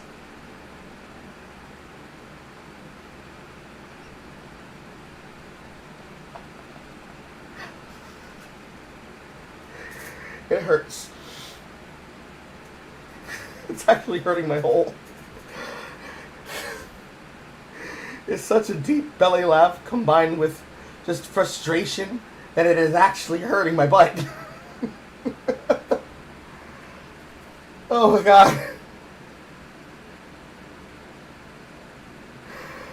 That's not normal. This is not normal argumentation. Because we so often see them getting harassed by a platoon of police officers. They just want to make us think, even for a second, that the person with the mag light in their face must have done something wrong that we wouldn't have done in their position. That aesthetic propaganda doesn't work on me, and you shouldn't let it work on you, but it's an aesthetic that's woven so deeply into the zeitgeist of American culture that it has most... It's not. What's woven into the zeitgeist of the culture is to respect authority and to be polite to authority.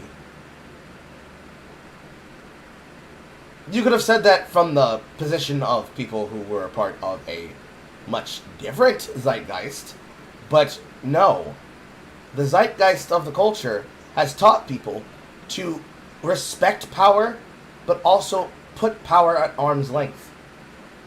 Respect the people who are doing the job, and do not make yourself a problem, but do not believe and antagonize them as somehow not having a job to do. Somehow, you missed all of that. That's deeply concerning. It's definitely worked on a lot of people. It's PR for the cops, and it's PR for hate. The two go hand in hand, just a bunch of greedy, racist, capitalist prick-waving from an institution that fundamentally serves next to no purpose to the common man. Dysgenic transgender yapping. And that's also why you see all these puff pieces about cops rescuing kittens from sewers or escorting women in labor to the hospital or something. It's all just PR. If that stuff was really what the cops were there to do, it wouldn't be newsworthy whenever a cop does... Straight eggs, no bacon. What the fuck are you doing? Tusky joining the members for 5 months. Does that mean that she secretly fears us? Yes. something helpful to society, would it? So, why am I bringing any of this up? You all know what the problems with the police are, and also I thought this video was supposed to be about communism, so why am I talking about capitalism? Because capitalism is a part of the system. Capital is a part of the system. You need money. if you're wanting to rule and lord over people. Need money. Well, and this might be the most idealistic I get in this entire video, but I believe that when we're discussing communism, we have to completely rethink what a cop even is. If a cop's prime directive is to protect capital, then what do they do under a system where money doesn't even exist? Do they Money exists under communism. It's just heavily regulated and controlled directly by fiat, by the person with the military power. Barter and trade is not the only way that a person does business. Because it would all fall apart. But it also becomes a fucking kangaroo court system, trying to even make sure that you have enough fiat currency to make that happen. They beat up farmers for setting aside a bit of their crop to feed their kids? Do they stand around with guns to make sure that factory workers keep the machines running? Yes, and they also get people to report them too. Do they deport immigrants who would rather live under communism than stay in their capitalist homeland? Well, frankly, that's another one for the list for me. All I can really say about the function of the police under communism is one anecdote that I really like. Huey Newton, one of... The fact that you're setting all your props up in a way where you can pull the shit to the side and use them like this is hilarious. Truly, truly fucking hilarious. Lord have fucking mercy.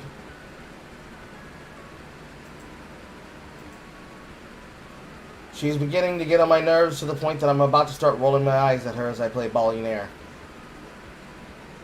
For the sake of the consideration of the people who may or may not be watching on Twitch, I'll turn the Twitch feature off. It apparently only works for the polling on Twitch alone.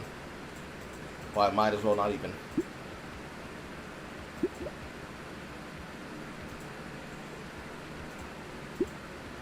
The co-founders of the Black Panthers was visiting China once when a reporter recognized him on the streets and started harassing him with questions.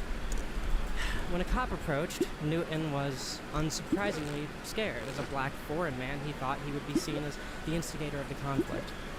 When the police officer then told the reporter to back off and leave him alone, Newton remarked that that was the first time that the cop had ever been there for him, and it was on the other side of the globe from his home.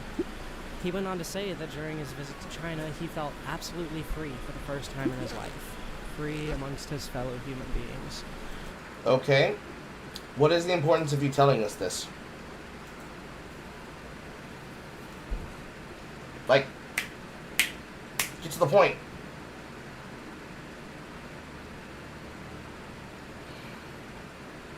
Well, Carl, at least you make this entertaining so nobody has to suffer through this. I shall give you my absolute salute. But the true Carl calls it you give me your soul. Have you already pledged your heart and soul and being to the one true Carl? No, that's just one anecdote, but the reason that I bring any of this stuff up is because I personally have a very difficult time even imagining what a cop that was there to serve the public would even look like, especially right now. So that means that you have no ability to understand how you're going to enforce the rules of law in this society that you claim you want people to be socially bought into. Do you not see that as a fault of yours? As a part of your worldview? The best I've got are hero cops in shows like Fargo, fiction. Just as it's difficult to imagine myself without having spent 27 years in an individualistic culture, it's just... We're not individualistic, we just encourage self-autonomy. Surprisingly difficult to imagine the world in a way that's so foreign to me. Ultimately, I guess that's one of the biggest things I'm aiming for with today's video. I want to, using literature, bounce my own philosophy about all this stuff against the perspectives of people who have lived under, fought for, or ruled within these ideals, which I admire so deeply from afar. So, enough vibes. I said it before, but I feel like the core tenets of communism have played a role in reshaping, even saving my life for the better. I owe this philosophy a deeper connection than a vibes-based understanding. So, got some books here. Let's read some theory.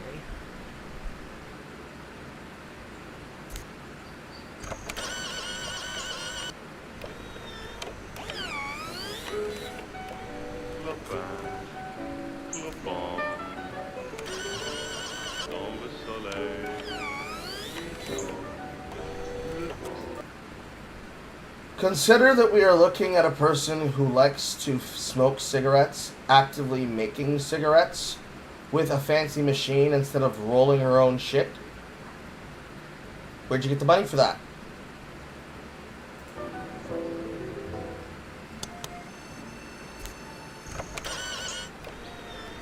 To start out with, I chose to read the Communist Manifesto, written by Karl Marx and Frederick Engels in 1848.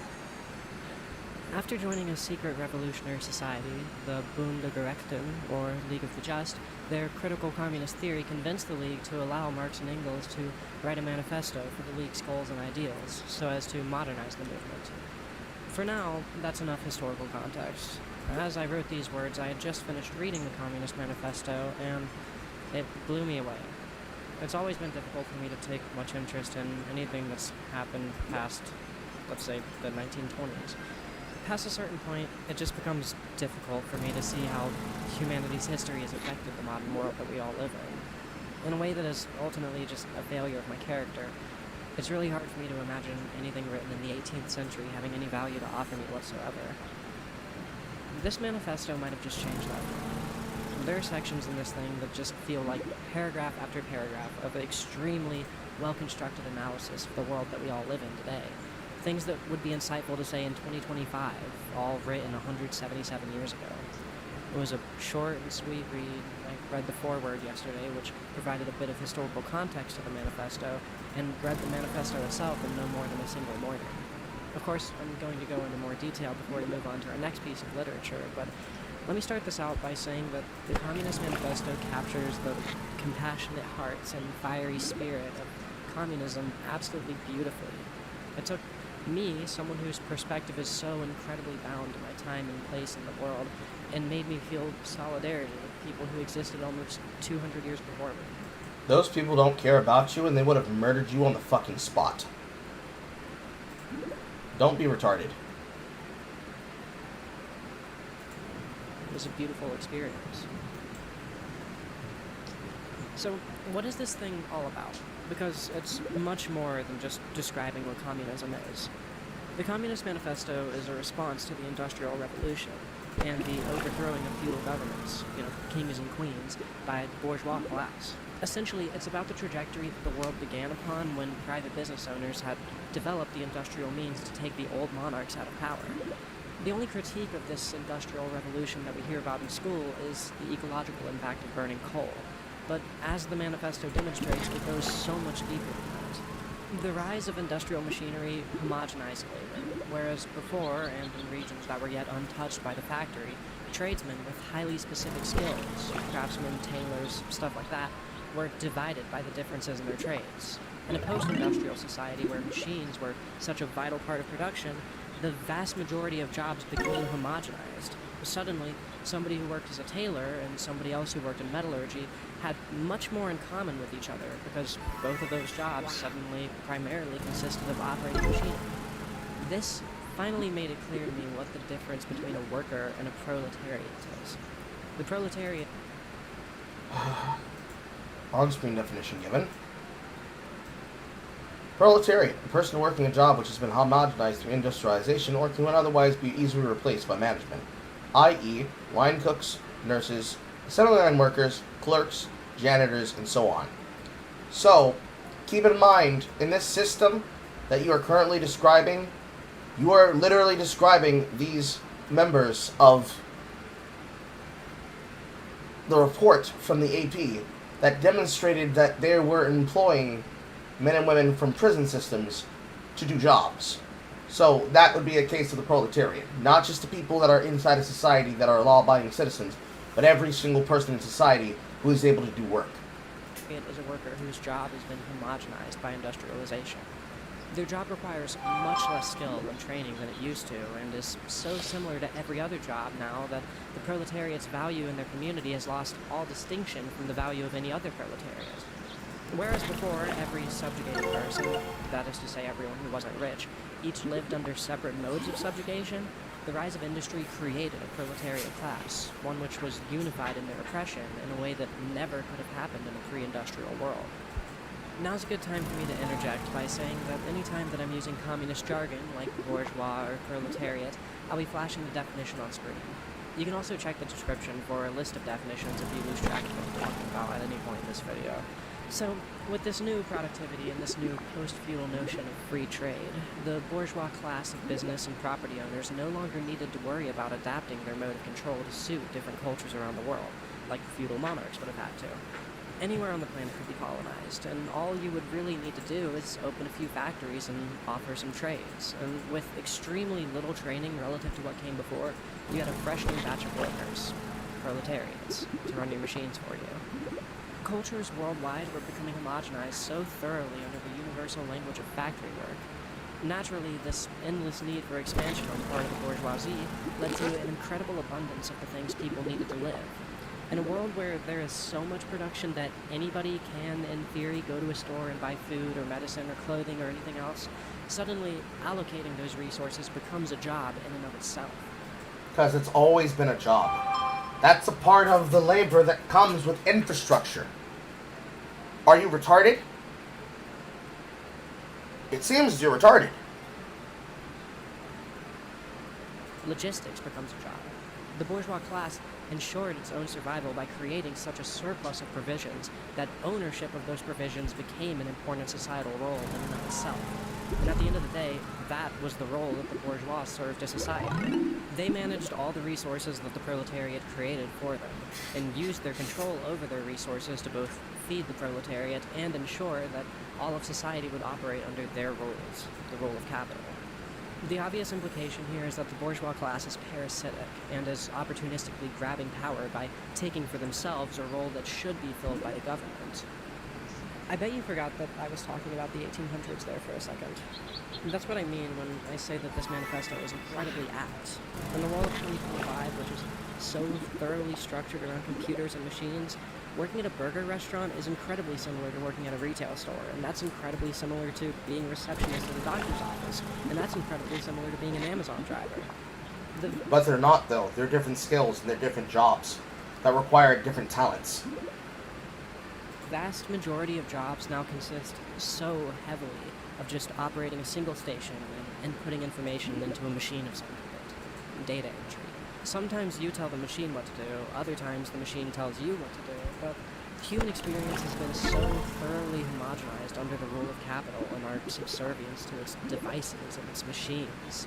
Because the bourgeoisie and industrialization have homogenized all subjugated classes into a single new subjugated class, the proletariat civil rights movement, described in the manifesto, becomes notable as a civil rights movement that's concerned with the rights of the vast majority instead of a minority. It's different than queer liberation or women's suffrage or anything like that because it's a movement that seeks to liberate all of us. So, if the bourgeois revolution is what created the proletariat, if it's what gave them the chains that we wear, why not just go back to what we had before, back to feudalism? Well, on top of feudalism having its own massive list of problems, there simply was no going back. You can't undo an industrial revolution. Nobody is going to want their society to produce less food just so that we can all go back to living in tiny villages that can't support massive populations, but do allow for individual artisans to express themselves more in their craft. Nobody's just going And there's the connection to try and talk about starving artists. to throw away a machine that can stitch 100 threads of wool together in the time it takes an unaugmented person to stitch a single thread. Nobody wants to just surrender all of the imported goods that they enjoy so much. But you should, because that's what you're supposed to do. So are you saying you're not a true believer? Officer, this one right here, this didn't clear. No. In my mind, the type of communism that Marx describes in this manifesto is solely a response to industrialization. It's not how do we create a society that has no need for a proletariat class. It's the age of industry is the age of the proletariat, of the machine worker. So how do we structure society in a way that's fair to this new type of worker? Basically, it comes down to we can make all this food, all these railroads, all these buildings. How do we use this ability to better humanity's material conditions instead of just using it to ensure the power remains in its owner's hands? Considering that people have the right to have wealth and to have the ownership, then it is ensured in their hands by ensuring that they have the ability to keep those people employed and feed them, without abusing them through a system like that of company script. Well, that is where we get to the core concept behind communism. That's where this thing stops being a critique of the bourgeoisie and becomes a manifesto of how we could create something better. How can we arrange the pieces of this brave new world into something that honors the people who make it work? That's where we get to abolishing ownership. This part of the manifesto almost caught me off guard. So much of its first section is seemingly centered around this longing for the old world before the bourgeois revolution. The manifesto speaks very highly of the world in which people used to own their own shops and have free choice over what comes of the things that they own. Well, the manifesto's argument against this is that the bourgeois class is already well on its way to abolishing ownership. The only difference is that they're abolishing ownership solely for the worker, not for themselves. Under the bourgeois rule, we don't truly own our time. We don't own our homes. We don't even really own our families. We're forced to give our time and our dreams and our passion to business owners so that we can afford to rent our homes. And No, that's not what it says in the manifesto. No. we sell our children to this system because it's the only way to ensure that they continue living in anything even resembling comfort. I don't really think it's fair to say that Marx thought that the world would be better without ownership or personal property or families. That's still an angle to communism where my opinions are muddied or confused even after reading this, but the manifesto is about how to structure a world now that things like ownership and family have already been compromised and can never be made pure again. If you don't like the idea of not being able to own your house or your car, don't blame the communists. Blame the bourgeois who created that system, because odds are very good that you live in a house that the bank or landlord can just take away whenever they want to. So, I shouldn't blame the people who are bringing the property market value down. I should blame people who they claim are doing it for responsible reasons that are still bringing the property market down. It seems to me that this is some dysgenic bullshit. So who do I get to blame, actually? Who do I get to actually blame? Right now, I'm in a small town that was utterly decimated by Hurricane Helene some 10 months ago. It was never Still sitting on that victimhood shit. You're more than good. Stop sitting on that victimhood shit. a town that contributed much to the local industry in the area. It mostly consists of just small mom and pop shops. I'll tell you right now, though, I've been down these roads plenty of times for my videos, or just for any reason, really. And almost 10 months after the storm, practically none of the damage has been repaired. And honestly, that is because this town was just a small, relatively self-sustaining economic bubble. I mean, my town, which is more economically globalized, it went through the ringer after Hurricane Helene, but it's back to normal now. It was back to normal 5 months ago. There's just a couple destroyed houses that have mostly been cleaned up, and a couple businesses went out of business, and new ones took their place. That's capitalism. This town, though, nothing at all. We got about 2 miles of road that's been paved there in the last 6 months since I made my Tyler the Creator video. You might recognize some of this wreckage from that one. And that's the only thing that's changed. Meanwhile, not 10 miles away from me is an interstate, which I'm not going to name, but an interstate that is getting another lane added. Imagine how much work that is. Imagine how much those same people could do in like one day if they were here. It's just shameful. Especially because like a lane like that doesn't help people, that doesn't help citizens. All that does is help, Walmart with its logistics network, make it easier for the truck drivers to get in between distribution centers and stores. I'm getting off script. You mean you're off base entirely? Walmart and the Walden family have supplied more assistance and help than any particular communistic or fascist government ever could, by design. You can blame a lot of things for it, but realistically, they have a network, and that network needs to be able to do a job. It needs to be able to service in a certain way, and you are mad and angry that they are effective where your mom and pop shops, while possibly effective for a small knit community, needs or wants or could use the cash flow injection that comes from being able to support an entire fucking metropolitan area. That is not a problem or a fault or an issue of society. That is what comes with globalization. That is what comes with industrialization. If you are mad that you live in society and that you live in fucking, well, not just society, but in civilization, go deeper in the woods! Oh, what's that? You were, and then your shit got fucked by Hurricane Helene, and then you were ransacking stores. If only there was a big place you could go to that you could be able to buy shit at, with all that money you have. No, can't do that. That's not a solution. Other people need to suffer. But my point is that even to the people who live here and don't lease their cars, the liberty of owning their own vehicle probably does not amount to much when the roads are useless like that and the state shows no interest in fixing them. And that's to say nothing of the driveways. I mean, God, I'm just talking about the main roads here. I bet there are driveways that have been inaccessible for 10, 11 months now. There's probably people who haven't even seen their home since they were evacuated during the hurricane. I bet there's, like, soaking, waterlogged, damaged family photo albums that nobody's been able to recover. And I can't imagine how it must have felt to live here, seeing all these other economically globalized towns that surround this one just be rebuilt so quickly in the aftermath of the storm, while everybody here is just left to their mourning, with practically zero state interest in putting this town's citizens' tax dollars to work for them. Ownership is a thing of the past for ordinary people, and that statement becomes less and less of an abstract projection every single day, as has been the case since well before the Communist Manifesto was ever even published. So while I could go on and on and on about the content of this manifesto, I do want to move on to more reading from more perspectives. However, there's one last thing that I'd like to add on to this chapter of the video. The Communist Manifesto, being in essence a propaganda piece, has this optimism that's weaved through it all. It talks at length about how the proletarian revolution against the bourgeoisie is an inevitability.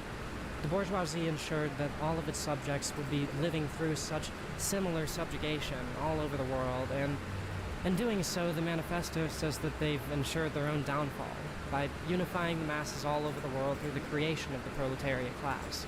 It posits that things like nationalism and bigotry will soon become things of the past because our individual cultures and national prides are being replaced with a unified, all-encompassing, new human experience of post-industrial factory labor.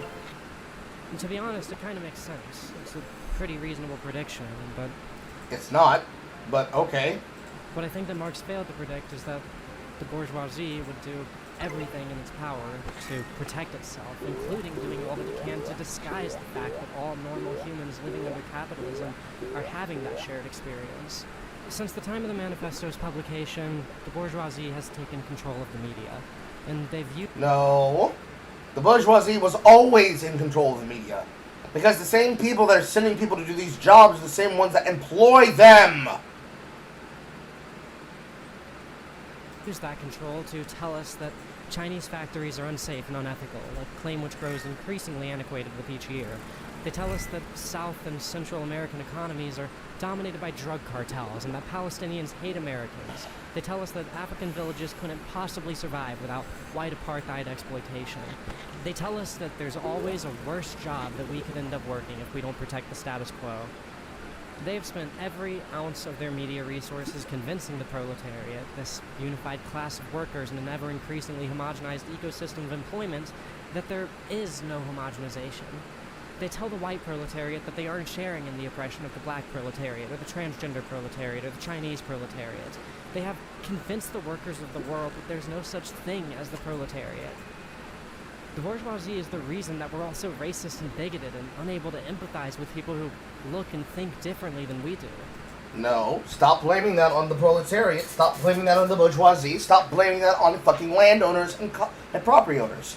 We're against each other because we're fucking animals. We're in-group. We have in-group bias and in-group preference. The fact that we have that is on us. That is our nature. It's our job to overcome that nature. Sometimes we don't. And it's more than likely possible that we can't. As a group. creating a racist, arbitrarily divided society was the only way they could stop us from realizing Marx and Engels' dream of a society that benefits from industrialization instead of one that lives in eternal subjugation to it. And just look at World War II. There was a massive industrial boom in America during and after that war. A lot of people got factory jobs and unionized, and the quality of life for middle-class white Americans started to improve a bit, hence the baby boom. Jobs became that little bit more homogenized, and the bourgeois media's response was to spur on a Red Scare, and with it, a new era of American culture, one which would be fueled by nationalism and racial fear-mongering, further separating ourselves from our fellow proletariats in other countries, in other neighborhoods, and other factories. I do think it's also worth keeping a critical mind as I read this stuff. While I absolutely adore the fiery conviction with which Marx and Engels write, and think that their deconstruction of the tactics and consequences of the bourgeoisie are incredibly apt, there's one side of his perspective that I haven't been totally swayed on, and it's something far too important for me to maybe ever be able to call myself a Marxist. The manifesto posits that the bourgeois advent of mass industrialization has flung us into an inescapable future where concepts like family and individual cultures can't coexist with the societal good that comes from a proletarian-run economy and production. While I'm pretty sure that I understand the nuances of their argument, I can't say that I like the idea of simply surrendering to all these hypothetical consequences of the Industrial Revolution. I'm of the opinion that even in a communist society, a culture of holistic, family-oriented thinking could very well be manifested in time if that was something, worth doing. I firmly believe that we can make a culture where the bonds between a parent and child are tightened and the damage to family integrity that's been dealt by the bourgeois class could be repaired. I understand that a focus on one's own family over the larger community is an inherently individualistic notion, but I can't help but feel like maybe it's too fatalistic to treat the breaking up of families and the homogenization of world cultures under the epoch of industrialization as inevitabilities. Liberating women from the oppression of the patriarchal family unit and keeping family bonds sacred don't necessarily have to be mutually exclusive in my mind. And I say this because of my own lived experience. While, like I said earlier, my connection with my biological family isn't too strong right now, the people in my house act as a family unit. Of other people fucking other people because you're all having sex with each other. I feel like it's very important that we keep mentioning this because you keep leaving this detail out. It's a very important detail. In a way that I think is just as valid and meaningful as any literal blood relation. In one way, I think that that's exactly what Marx and Engels were talking about in regards to abolishing the family structure, but in another way, I think it could be seen as kind of the opposite. Sharing in group struggles with this new family of mine is what opened my mind up to any of the things that I'm saying in this video. Seeing the impact that this small exposure to group thinking has had on me, it's kind of hard for me to imagine that a homogenized culture which traded its small family bonds for a global bond with every other human would be able to maintain the empathy necessary to live up to the actual motive of communism, a wholly equal, classless society. Maybe as I think about this more, I'll change my mind in some way, but as much as I enjoyed reading the Communist Manifesto, I won't be calling myself a Marxist unless that abandonment of small cultures is somehow reconciled in my mind as anything other than an inevitability dealt by the bourgeoisie. I should say now that a part of this video is going to be me discussing all this stuff with my found family, who might have different perspectives from me. After all, no opinion should be formed in isolation, so all of this is really subject to change by the end of the video. It's gonna get even stupider and even dumber and even gayer, and it hasn't even gotten that stupid and dumb and gay yet. Girdle your loins, children. But for now, put simply, I have an extremely hard time trusting globalization. A world globalized under communism sounds a lot better than one globalized under capitalism, and I can understand how the threats of a capitalist revolution might necessitate the need for a globalized communist state, but I don't think that globalization is necessarily an inevitability that we must surrender so thoroughly to. I don't know. I hope that you can see how already, after just one short little morning of reading theory, my mind has been expanded already. How? You just blame everything on capitalism and ignore the contingencies that cause the problems. Well, I might as well be listening to One Short Day in the Emerald City, rewritten with communist propaganda. Because that's how bad it is. I gotta say, I didn't really expect for the effect of reading this stuff to be immediate and profound like this when I first had the idea for the video. Immediate and profound. This is what you call immediate and profound. Okay. But while I originally intended to have Marx's magnum opus, Das Kapital, planned as my next book I would read, I think I want to take things in a slightly different direction. The Communist Manifesto is about a very particular kind of communism, one that was born almost solely as a response to the bourgeois revolution and the industrial revolution. I'd like to know a bit more about communist philosophy that wasn't interpreted through the lens of Western culture, but one from the East, where collectivism has, through agricultural practices, civil rights movements, and religious philosophies, been a core component of the societal zeitgeist for millennia. I'm talking about China here. Let's read some Mao. China. It's Mao time, boys. It's Mao time.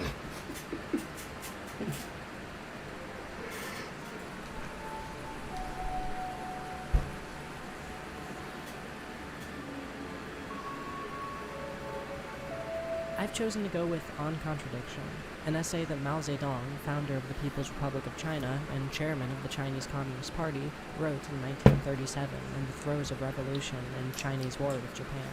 It was written as a cautionary piece against dogmatism in the Chinese Communist Party, demonstrating how mechanical materialism led previous Chinese revolutions to fail or be undone. That's a lot of words. To be honest, I felt very stupid over the first couple paragraphs of this essay. It was like I was reading ancient philosophy, just utterly confused by the context surrounding every term that was thrown my way, like mechanical materialism. To be honest, there's still a lot that I probably missed after just one reading, but let me tell you now that, just like with the Communist Manifesto, I feel utterly enlightened by what I was able to grasp. The reason I say any of this is to encourage you to not be afraid of complicated language. Don't tell yourself that reading some complex piece of theory is above your mental pay grade. I promise that you can manage it if you focus and reread anything that's lost on you until you do understand it. And you stand to gain a lot by doing so. Anyways, let's get into what I got out of this essay, but not without first going into this little anecdote that I think holds a lot of relevancy to this entire thing. Let's talk about Fordlandia. You know Ford cars? Well, Henry Ford, the brand's namesake, was an obsessive American industrialist in the 1920s, credited with the invention of the assembly line. He vertically integrated his car company, meaning everything from logistics to assembly to engineering to mining and processing raw materials was handled in-house with infrastructure that Ford himself owned. His factories could churn out a Model T car in 93 minutes at their peak efficiency. By the way, don't mistake any of what I'm saying here for praise. Henry Ford, in 1928, didn't like how he had to bend the knee to the global economy to provide his factories with rubber. So, in true Factorio style, he founded a small town in Brazil called Fordlandia, made entirely out of prefabricated homes modeled after American suburbs, and put the locals to work producing rubber from the Amazonian trees. Ford made sure that these Brazilian workers ate a U.S.-American diet of brown rice, whole wheat bread, canned peaches, and oatmeal. He had them living in American suburban houses which were in no way equipped to handle the humidity or general ecology of a rainforest, and banned tobacco and alcohol for any of his workers, whether they were on the clock or not. This is what we call a company town, where usually they are then at the mercy of the company when they get paid things like company script. Look towards the people in the Dust Bowl, towards the Wild West expansion, in the time of Manifest Destiny, for other examples. Fordlandia was shut down in 1934, just 6 years after its founding, and not a single ounce of Fordlandian rubber ever made it into an actual car. this was all just a calculated risk on Ford's part, how he played with these people's lives. I think that the popularity of the F-150, which there's one right there, shows that he did not suffer much from this little business venture. But Fordlandia is also a fantastic example of the perils of mechanical materialism, and this is where we can bring it back to it. Mechanical materialism is the idea that things can only be changed by external factors, and that the internal state of all things is static and unchanging, totally knowable. It's kind of a tough concept to wrap your head around, so let me try to give you a few examples of mechanical materialism that you might encounter in your day-to-day life. You know the rhetoric that so often gets passed around that the job market in the US was fine and it only worsened because of a rise in immigration? Or how about when people say that Disney movies turn their son gay? Or hell, how about the classic incel narrative that nowadays you have to be at least 6 feet tall to find a girlfriend? Well, those arguments are all pretty much completely fallacious. They treat the US job market, the son's sexuality, and the incel sex appeal as things that are inherent and can only be changed by external factors. The decline in the job market isn't because capitalism rewards sending jobs overseas. Your son didn't just need a bit of time to realize he was gay. The incel hasn't just slowly developed a hatred of women that immediately squanders his chance of getting a girlfriend. Capitalism, and your son, and the incel were all fine until this external force changed them or changed their conditions. That's the mechanical materialist perspective, according to Mao. Everything is static and can only be changed by an external factor. The proletariat was perfectly happy until Marx started putting all of these ideas in their heads. I am, of course, simplifying things, but the logical conclusion to this line of thinking is that if you can control the external factors, you can control the internal development of the subject. Just homeschool your kids and ban Disney in the household, because that'll totally stop them from being gay. Or, in Ford's case, if I make all these people in Fordlandia who live a continent away from me live within my cultural sensibilities, surely the rubber farm will be just as successful as any of my domestic business ventures. I think it goes without saying that none of this mechanical materialism really checks out, but before we get into the alternative, dialectical materialism, let's talk for a moment about where this fallacy of mechanical materialism originates from. Essentially, it comes from a desire to have a complete, immutable set of answers to everything, pretty much. Here in the West, we call it the law of non-contradiction. The basic example is that a building can't be both red and not red at the same time, because that would be contradictory. That's a factual enough statement and an attractive notion to base your understanding of the world around, but even something as seemingly fundamental and obvious as the law of non-contradiction has its flaws. We'll get to those in a moment. This idea of non-contradiction more or less originated in ancient Greek philosophy, back when philosophy and science were basically the same field. Yep. It's so hard to have to wait till I can respond, because she's busy laying shit out. And even when laying the shit out, any person with a functioning brain can tell that you probably should not be quoting directly from the man who thought it was okay to murder people by making pig iron was actually onto something. And has been the basis for a lot of the Western perspective on the world. Ultimately, it serves us well enough, but it's also set us up to be a society obsessed with categorization.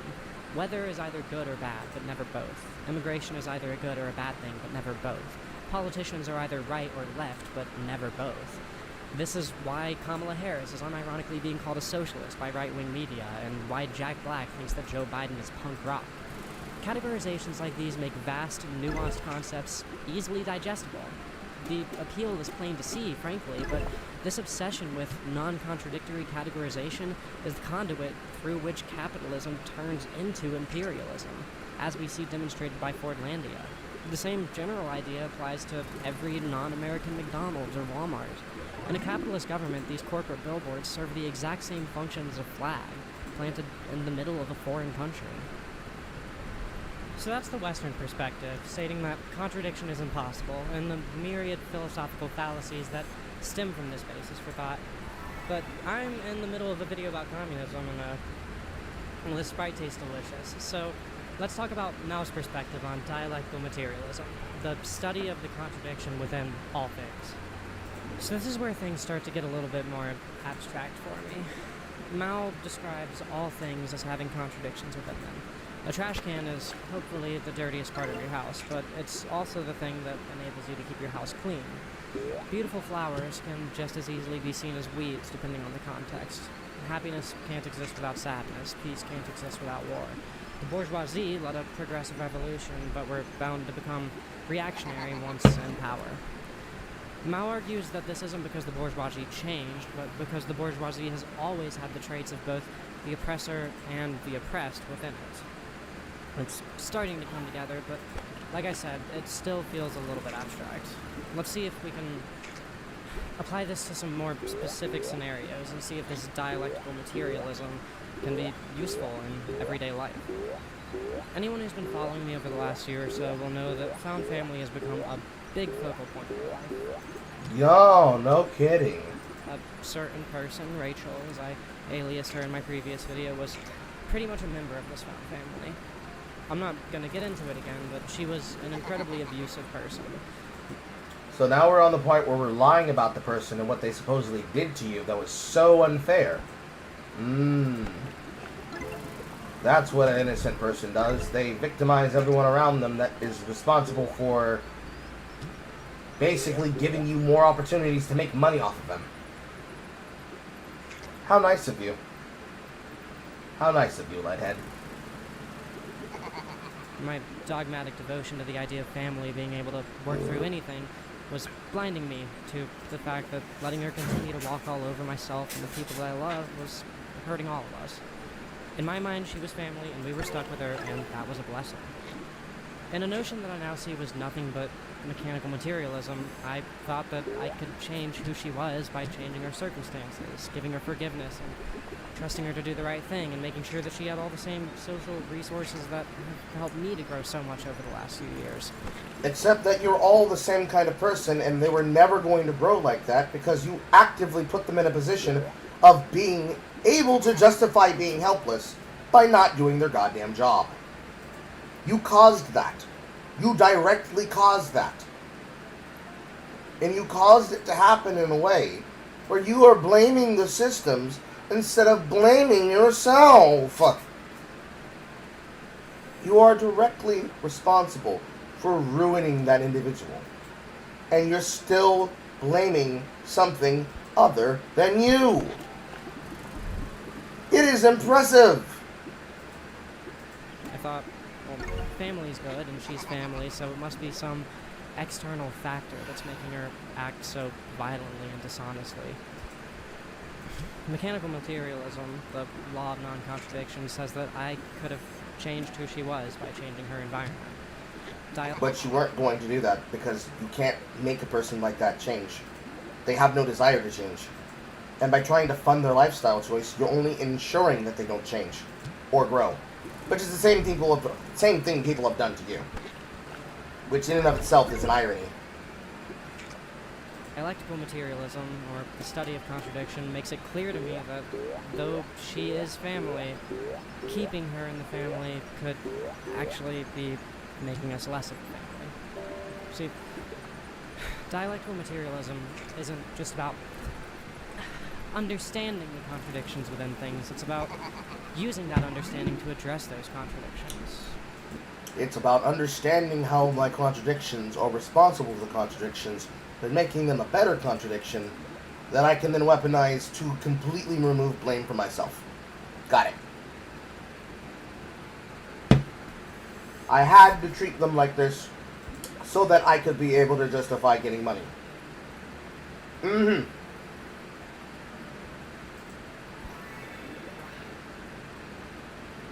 Smells like bullshit.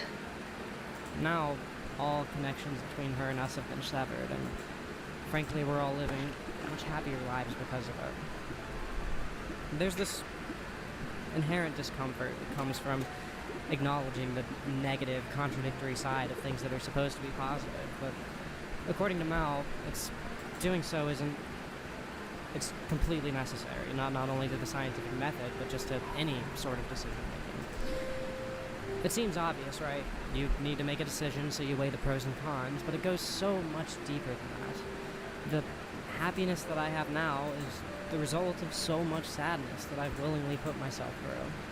The material conditions of my life, comfort and camaraderie and my little house with my friends, those conditions aren't a result of any external changes. The people behind the camera right now didn't just appear in my life magically.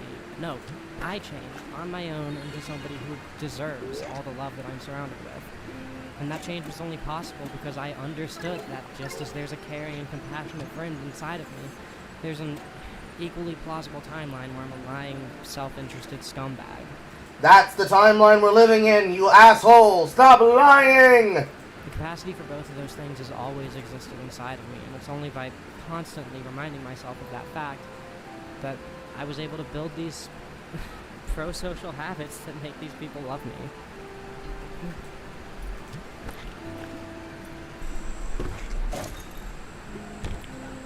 What really caught me off guard about all this non-contradiction versus material dialectic stuff is that, as it turns out, the law of non-contradiction, which sounds so scientific and all-encompassing, turned out to be the idealistic one, which lended itself so well to ignorance and naivete, while the inherently spiritual-sounding, yin-yang adjacent study of the contradictions within all things turned out to be the more objective and, honestly, the more correct way of thinking.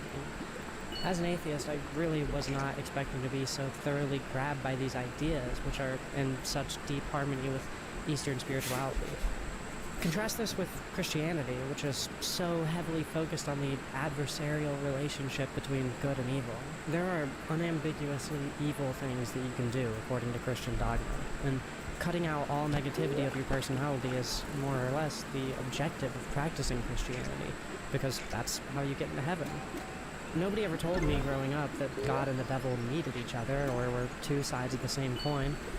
Some things are objectively good and some things are objectively bad, and the objectively bad things need to be eliminated from your personhood. How did you come to this understanding of Christian or philosophical religion? How did you do that? How did you do that? How did you find a way to bastardize religion more than you already do? I am impressed at this point. And that's the Christian philosophy.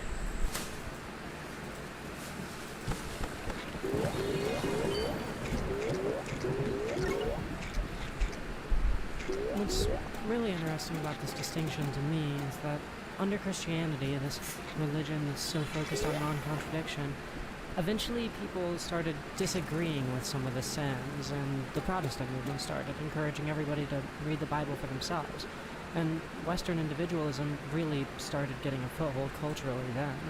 Nowadays, we have not in my backyard rhetoric, and if you're a good person, you'll be successful in your career, and if you're in America, you better speak English. Everyone is so focused on their subjective experience of life in the West, and that's what individualism really is. No. Once again, wrong again. Just blatantly wrong again. No.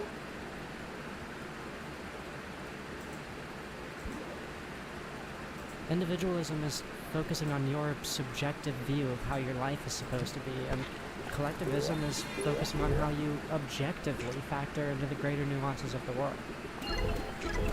It's worth noting now that Mao was, by and large, an atheist, though reverent of his Buddhist mother.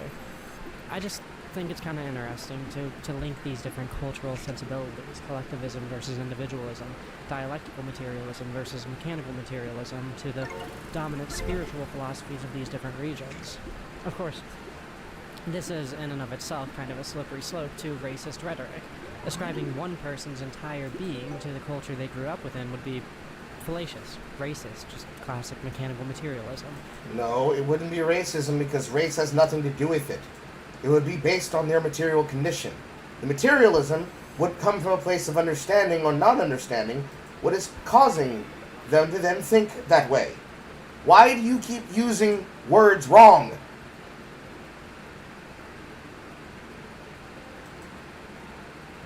Well, there's a reason why, but...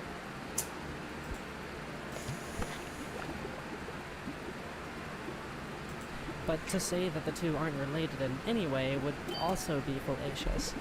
In reality, a person and the culture that they exist within affects each other. In any event, the main thing that I'm talking about here is just Mao's interpretation of philosophy that was propagated by Marx, Engels, Stalin, and Lenin, all of whom were raised amongst Western religions. So, really take all of this collectivism, playing into communism stuff, take it all with a grain of salt. It's just something that I've been thinking about. And that's more or less what I got out of On Contradiction by Mao Zedong. To be honest, I really, really liked what he had to say. His interpretation of dialectical materialism is interesting and insightful, and something that is just incredibly applicable both to my own understanding of the forces within my day-to-day and the general cultural ethos that would propagate itself throughout a communist society. I also don't think that I'm anywhere near knowledgeable enough about the life of Mao, the history of the People's Republic of China, or the pre-existing philosophies that influenced those things, or of the horrors of war and revolution which those philosophies were tested against, to be able to call myself a Maoist. But They didn't succeed, so you should stop calling yourself a Maoist.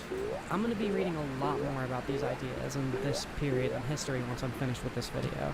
That said, I'm starting to think that I might not be able to settle on a single branch of communism by the time I'm finished with this video. After all, I've only read 2 books, and I've still got a lot of reading ahead of me, once I finish this thing, so I suppose we should move on now.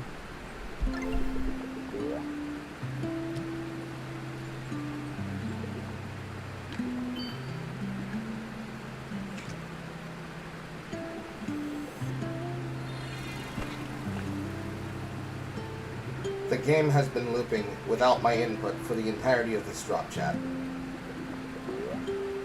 Isn't it entertaining? Something that I keep telling myself as I work on this video is that certain conclusions are load-bearing. I tell myself that I need a firm understanding of the character of Mao Zedong for this video to be complete, or that I need to end the video with some sort of action, something that puts a bit of his theory into practice, setting up a food drive or a tool library or something. Yeah, useful things. Useful things that you should actually be doing with your material condition because you're able to afford it. And 5, 4, 3, 2, 1. I've been incredibly insecure over the course of this script because I know that the people to the right of me will call me an apologist, or... No, I'll call you a fraud. And I can stand right in front of you and say it. I can stand in front of you. I can stand to the side of you. I can stand behind you. I can stand above you. I can stand below you, but I'll never stand below you because I stand above you. I can say it in various different positions, bitch. Omnidirectional judgment. Omnidirectional judgment. Omnidirectional judgment. Omnidirectional judgment. I can move the car in every direction and say you're a fucking bum. The ugly side of revolution. And those to the left of me will call me a tourist because I haven't yet gone deep enough to prove that this stuff means more to me than just a YouTube video. No, it means more to you than just a paycheck. YouTube video is a paycheck. This is your capital. You're trying to defend your capital while being a political tourist who it's admitted that they are a political tourist, but won't admit that they are also stupid.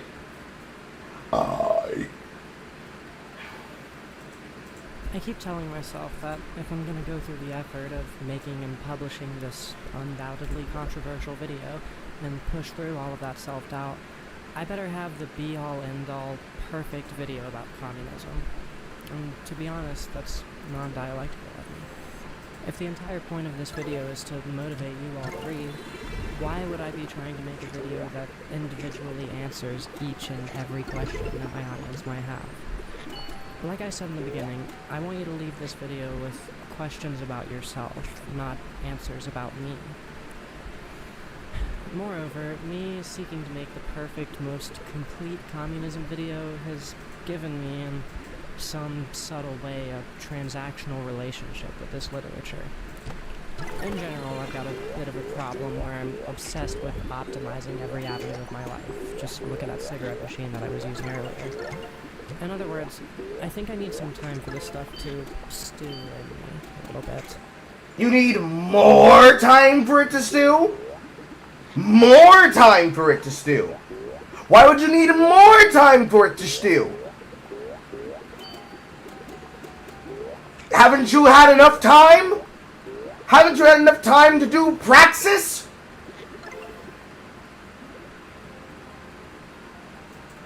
Is that not emblematic that you do not know what to do? Huh? I'd argue that that is an example of showing you don't know what to do with yourself.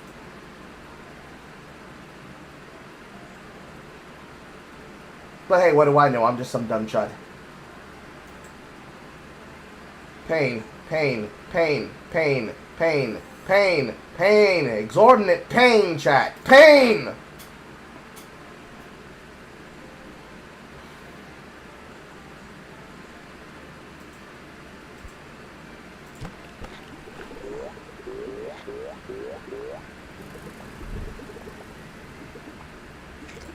My perspective has already changed so drastically just from reading the Communist Manifesto, and even more so by on contradiction. I keep finding these little thoughts popping up in my head as I navigate my day-to-day and notice new ways to apply dialectical materials into my life. And while the video might suffer a little bit for it, I think it'd be better for me to not rush the process of learning and evolving. One thing... You can't rush the process of perfection, chat. You can't rush the progress of perfection. They've had more than enough time and more than enough days in this universe to be able to do it. But chat, you gotta understand. If you rush the process, it won't fully come to format. You gotta know, chat, you gotta know it. You gotta notice, chat. Chat, you gotta notice this. You gotta notice this. This is very important. This material concept is very important.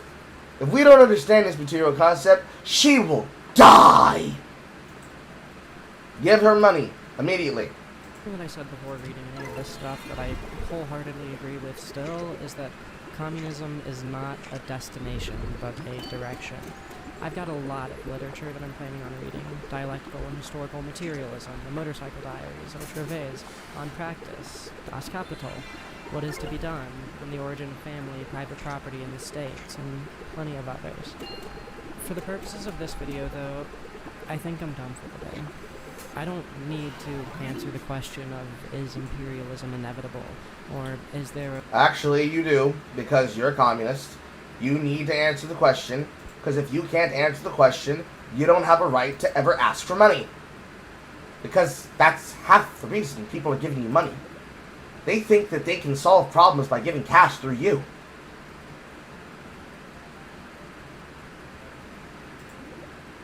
a version of imperialism that benefits the proletariat.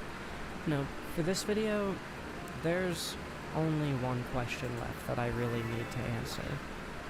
What stops all of this stuff from just being a fandom? I'm not a world leader, I'm not a revolutionary. Hell, my disability makes it more or less impossible for me to even just stand around with a sign at a protest. I don't get to be in a union. Pretty much all I can do is make these videos, help my family maintain unity, and fix up their cars whenever something goes wrong with one of them. So how... So you can be in a mechanic's workshop. You can be in a mechanic's workshop. If you have the ability to work on a car, and you have the ability to do all that fucking job work, you have the ability to work in a mechanic's workshop and do it long enough that you can teach another person how to do it. There you go. You have a job under capitalism where you can be a teacher. You have some benefit, you have some use, and you actually have the ability to do something that physically helps people more than just content. Because Lord knows I can't figure out how people find this entertaining from you. There's more entertainment value extracted from me reacting to your dumbass bullshit than you telling people something that's actually meaningful and works for their life. So truthfully, what are we talking about? What are we talking about? What are we talking about, girl? How is this any different than me learning a bunch of details about Metal Gear Solid or a Stanley Kubrick movie? I mean, I don't even get into arguments on the internet with people, so what benefit could reading all this stuff possibly have on such an isolated life made so small in its scope by my disability? Oh, that's just a fucking lie, because you do get in arguments with people on the internet. What you do is that you run away after getting involved in those arguments, and you act as though all those people who are talking to you must be very, very mean, evil, cruel people. Well, some parts of that benefit I've already discussed a bit, but let's go a little bit more in depth before we wrap this thing up. My wife is a very emotive person, If she's in a bad mood, she's absolutely horrible to hide around. That's a great quality, to be honest. I mean, lying about how you feel is something that any honest person should struggle with. The thing is, it's always been incredibly difficult for me to assume that it wasn't because of something that I did. Maybe I lost her lighter, or left a dish dirty when I thought I cleaned it, or forgot to say thank you after she did something nice for me. Not to sound like a broken record, but that's mechanical materialism. It's individualism, and it's even a little bit imperialistic of me in a way. So focused on myself, I would always assume that her mood was dictated by my actions. I was denying her complexities and downplaying the intricacies of her personhood by assuming that my actions were the sole motivating factor for any sort of change within her.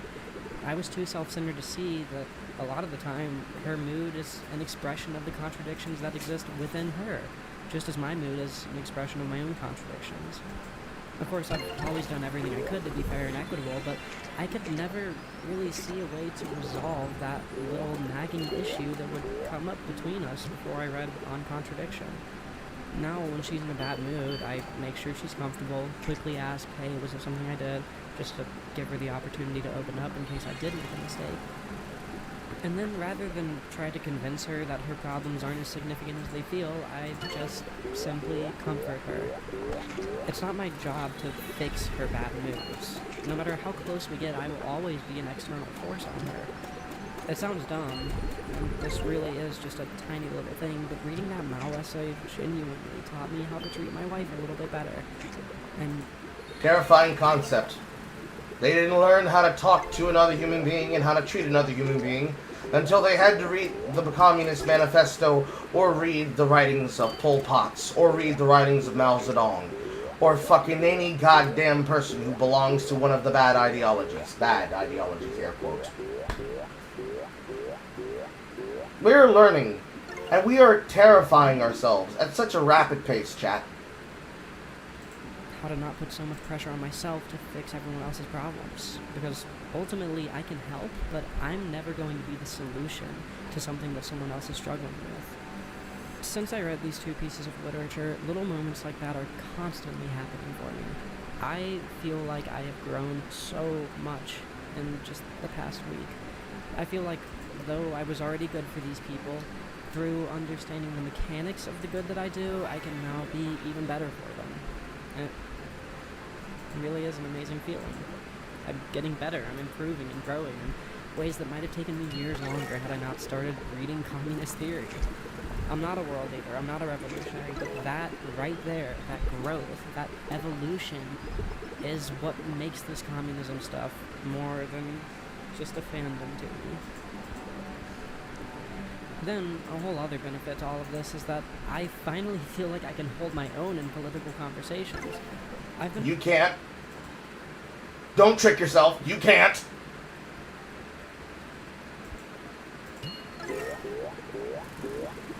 Proofreading the script to my friends over and over and over again, every single night, discussing it with them, learning stuff from them. And to see them, these people who know so much more about this stuff than I do, be genuinely impressed by my work, and to see them learning things from me is such an incredible feeling. They've read a lot more than I have, but every human has their own interpretation of everything that they see, and those separate interpretations are so valuable. To finally be able to interpret things about society in a way that really is my own, and not just parroting some boy video, feels amazing. Like, I've gone from having vague, vibes-based concepts in my head, like, something about categorization feels like inherently fascist, but I can't really explain why, to, oh, it's mechanical materialism. Using external subjective observations to gauge the nature of a subject is inherently flawed, naive, idealistic, and dogmatic, and it... That's just false and wrong. And that is emblematic of the problem. You didn't learn how to be a better person at politics. You learned a new fancy word that you're about to smash everywhere like a fucking button. Because it's a thought-terminating cliche that allows you to ignore the fact that you're fucking ignorant. Pain. It's full of fucking pain. Oh my god, you're lame. lends itself so thoroughly to prejudice, ignorance, and judging books by their covers. Plus, it ties into the world of corporate marketing, where we're all manipulated into believing that one brand of American cheese is inherently better than another, because one has flashier packaging, which feeds into people mentally separating themselves from folks who have to spend a little bit more time in the grocery store, thinking that little bit more economically consciously. Y'all already know that I love being able to explain what's going on in my mind, and now that I'm able to explain stuff like categorization feeling fashy to me, and more nuanced than, oh, it's just a vibe I get, I feel like there is nothing in the world right now that I can't discuss or at least learn about, and I look forward to seeing what I do with it. It's a good feeling.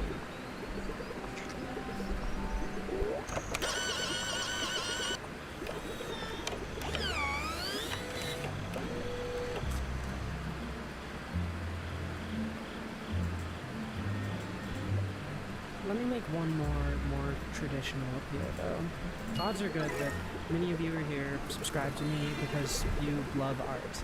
Be it video games, film, music, whatever.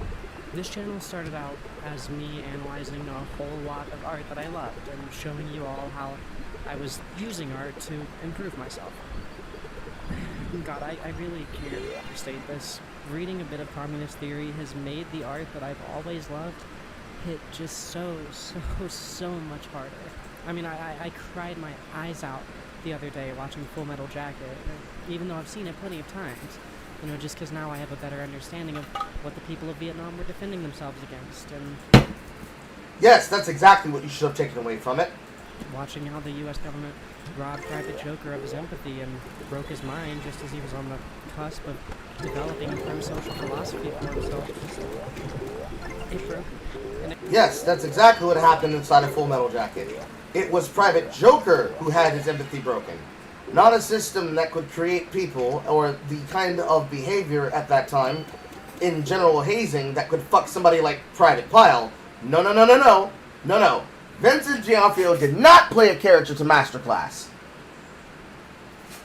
Ah! It's almost over. in a great way. I mean, the song Dear Mama by Tupac absolutely bodies me now that I know a little bit more about who the Black Panthers were and what they stood Burn. This is a red flag. The things that you've said about your parents, and specifically your mother, should be a red flag. You listening to Dear Mama. Considering you're a boy mummy. Blaring red flags, bro. Carl, do you need me to mail you alcohol? You can be able to support your Carls a day by supporting Inside the Content Drive. Consider buying a donation. Consider buying a membership. Consider buying a sub on Twitch. Not using Prime.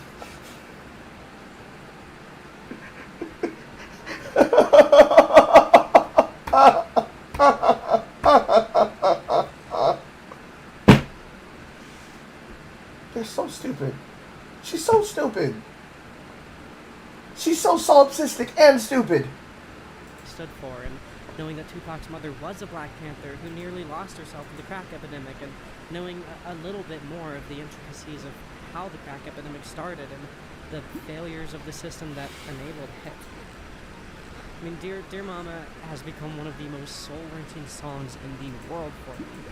Or God, Half-Life 2.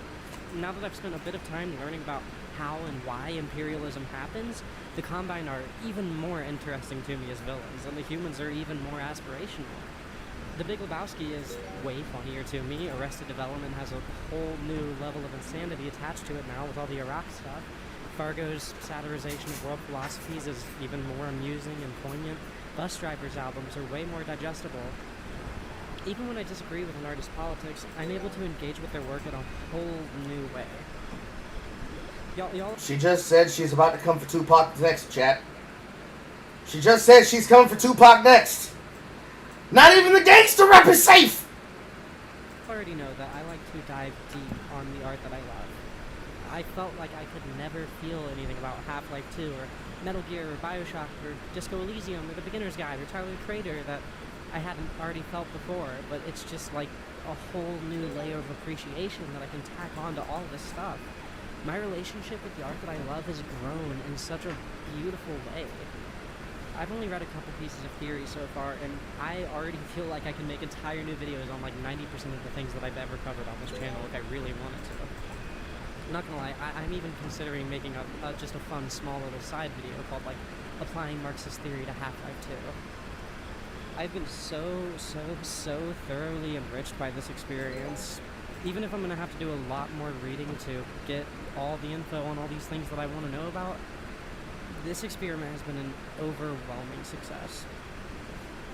So God, just please go read some theory. I know my audience, so I'll say that if you want to... You do not know your audience because you don't realize how many people are hate watching you that indirectly have caused you to get money. And with them leaving and not watching you because you continue to not be interesting, how much that has actually affected your money. Do it for me.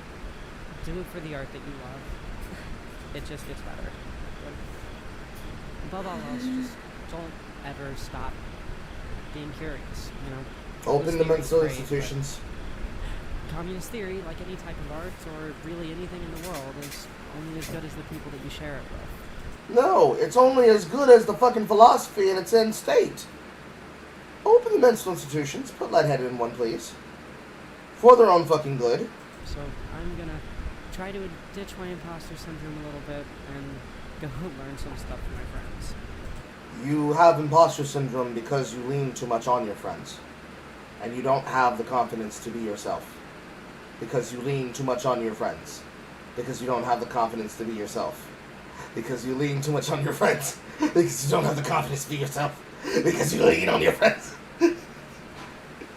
You fuck your friends, and thus you feel that you can't get attention. So you fuck your friends, because you feel that you can't be able to hold their attention. So you fuck your friends, because you can't be able to hold their attention. So you try to whore yourself out to your audience, because you feel like you can't be able to hold their attention. And you keep this perpetual cycle going. And when they give you money, you feel validated, which keeps you doing the thing that keeps people mocking you, which makes you think that you can't do it. So you keep doing the things that are causing the loop. You have a mental issue. It is systemic in your worldview. You need to go to therapy and deal with your underlying trauma. I disagree, DOJ. We already said that she leeches off of her friends, but I disagree when you say real friends would help you regardless of who you are. Your friends would help you, but your real friends that can clearly see that you're in pain would not let you keep taking a drug that's poisoning you. Because celebrity is a drug. If they think that you're not grounded, your friends are going to tell you you started becoming an asshole when you thought that online people matter more than the actual material people in your life. Which, if you were then to say something stupid to them, like, I don't need you, I have my online audience.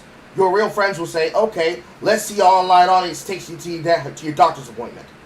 And then, if they don't, because they only care under certain conditions, that is a part of the material condition of their interaction with your content, where they're watching you, and they're leeching off of you, the way you leech off of them, to the point that they don't have anything to give you, because they either are all tapped out and you spent it all, or they're lurkers, and they have no intention on helping you, because they are specifically just there for the entertainment value that comes from leeching off of you. The only thing that is left is what happens next. And what happens next is they're going to look at you and say, what are you asking me for help for? Bro, I don't want to give you money. I'm here for content. And then they have to learn the lesson about what a real friend is like. That's the cycle that would properly perpetuate them. You're also welcome. That would be the cycle that would perpetuate them about what a true friend would do. Their true friend, one, wouldn't fuck their friend. Their true friend, in Leadhead's situation, when Leadhead is trying to suck your dick and fuck your vagina, you would say, no, I don't want to do that. And when they cry and say, you're not letting me be a good friend, you say, bro, I ain't fucking that shit. You need help. You are a sex fiend. You need to go to sex therapy. That's what they would have done. They would have had an intervention, and they probably would have had them committed against their will. If they wanted a good outcome for them later down the line. I'll see you all in high school, yeah. And it's all fucking credits.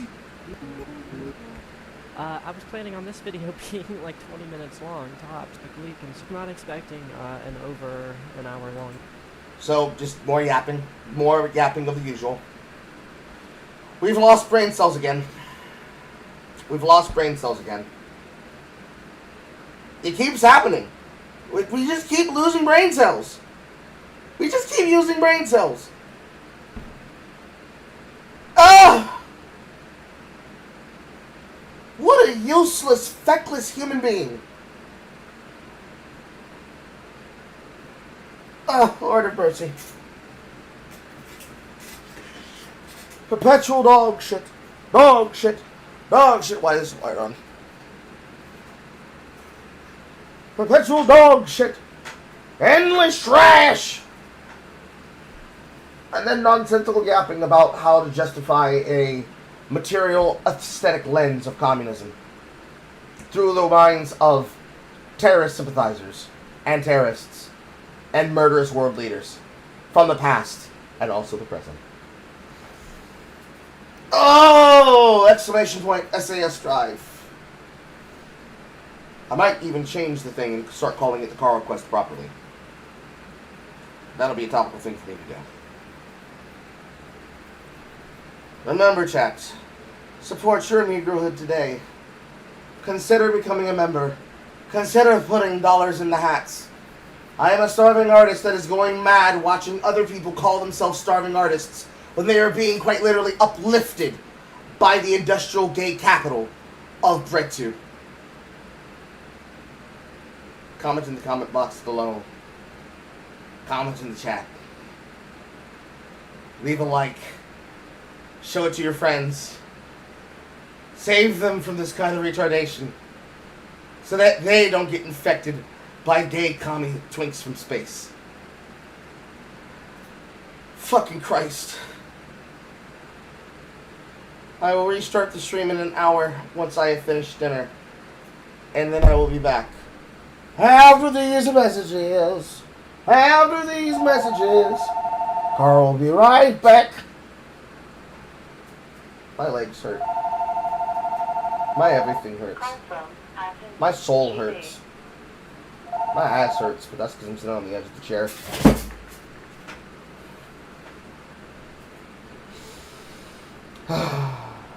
See you all in an hour. Word to your mother. I'm seeing you in those funny papers.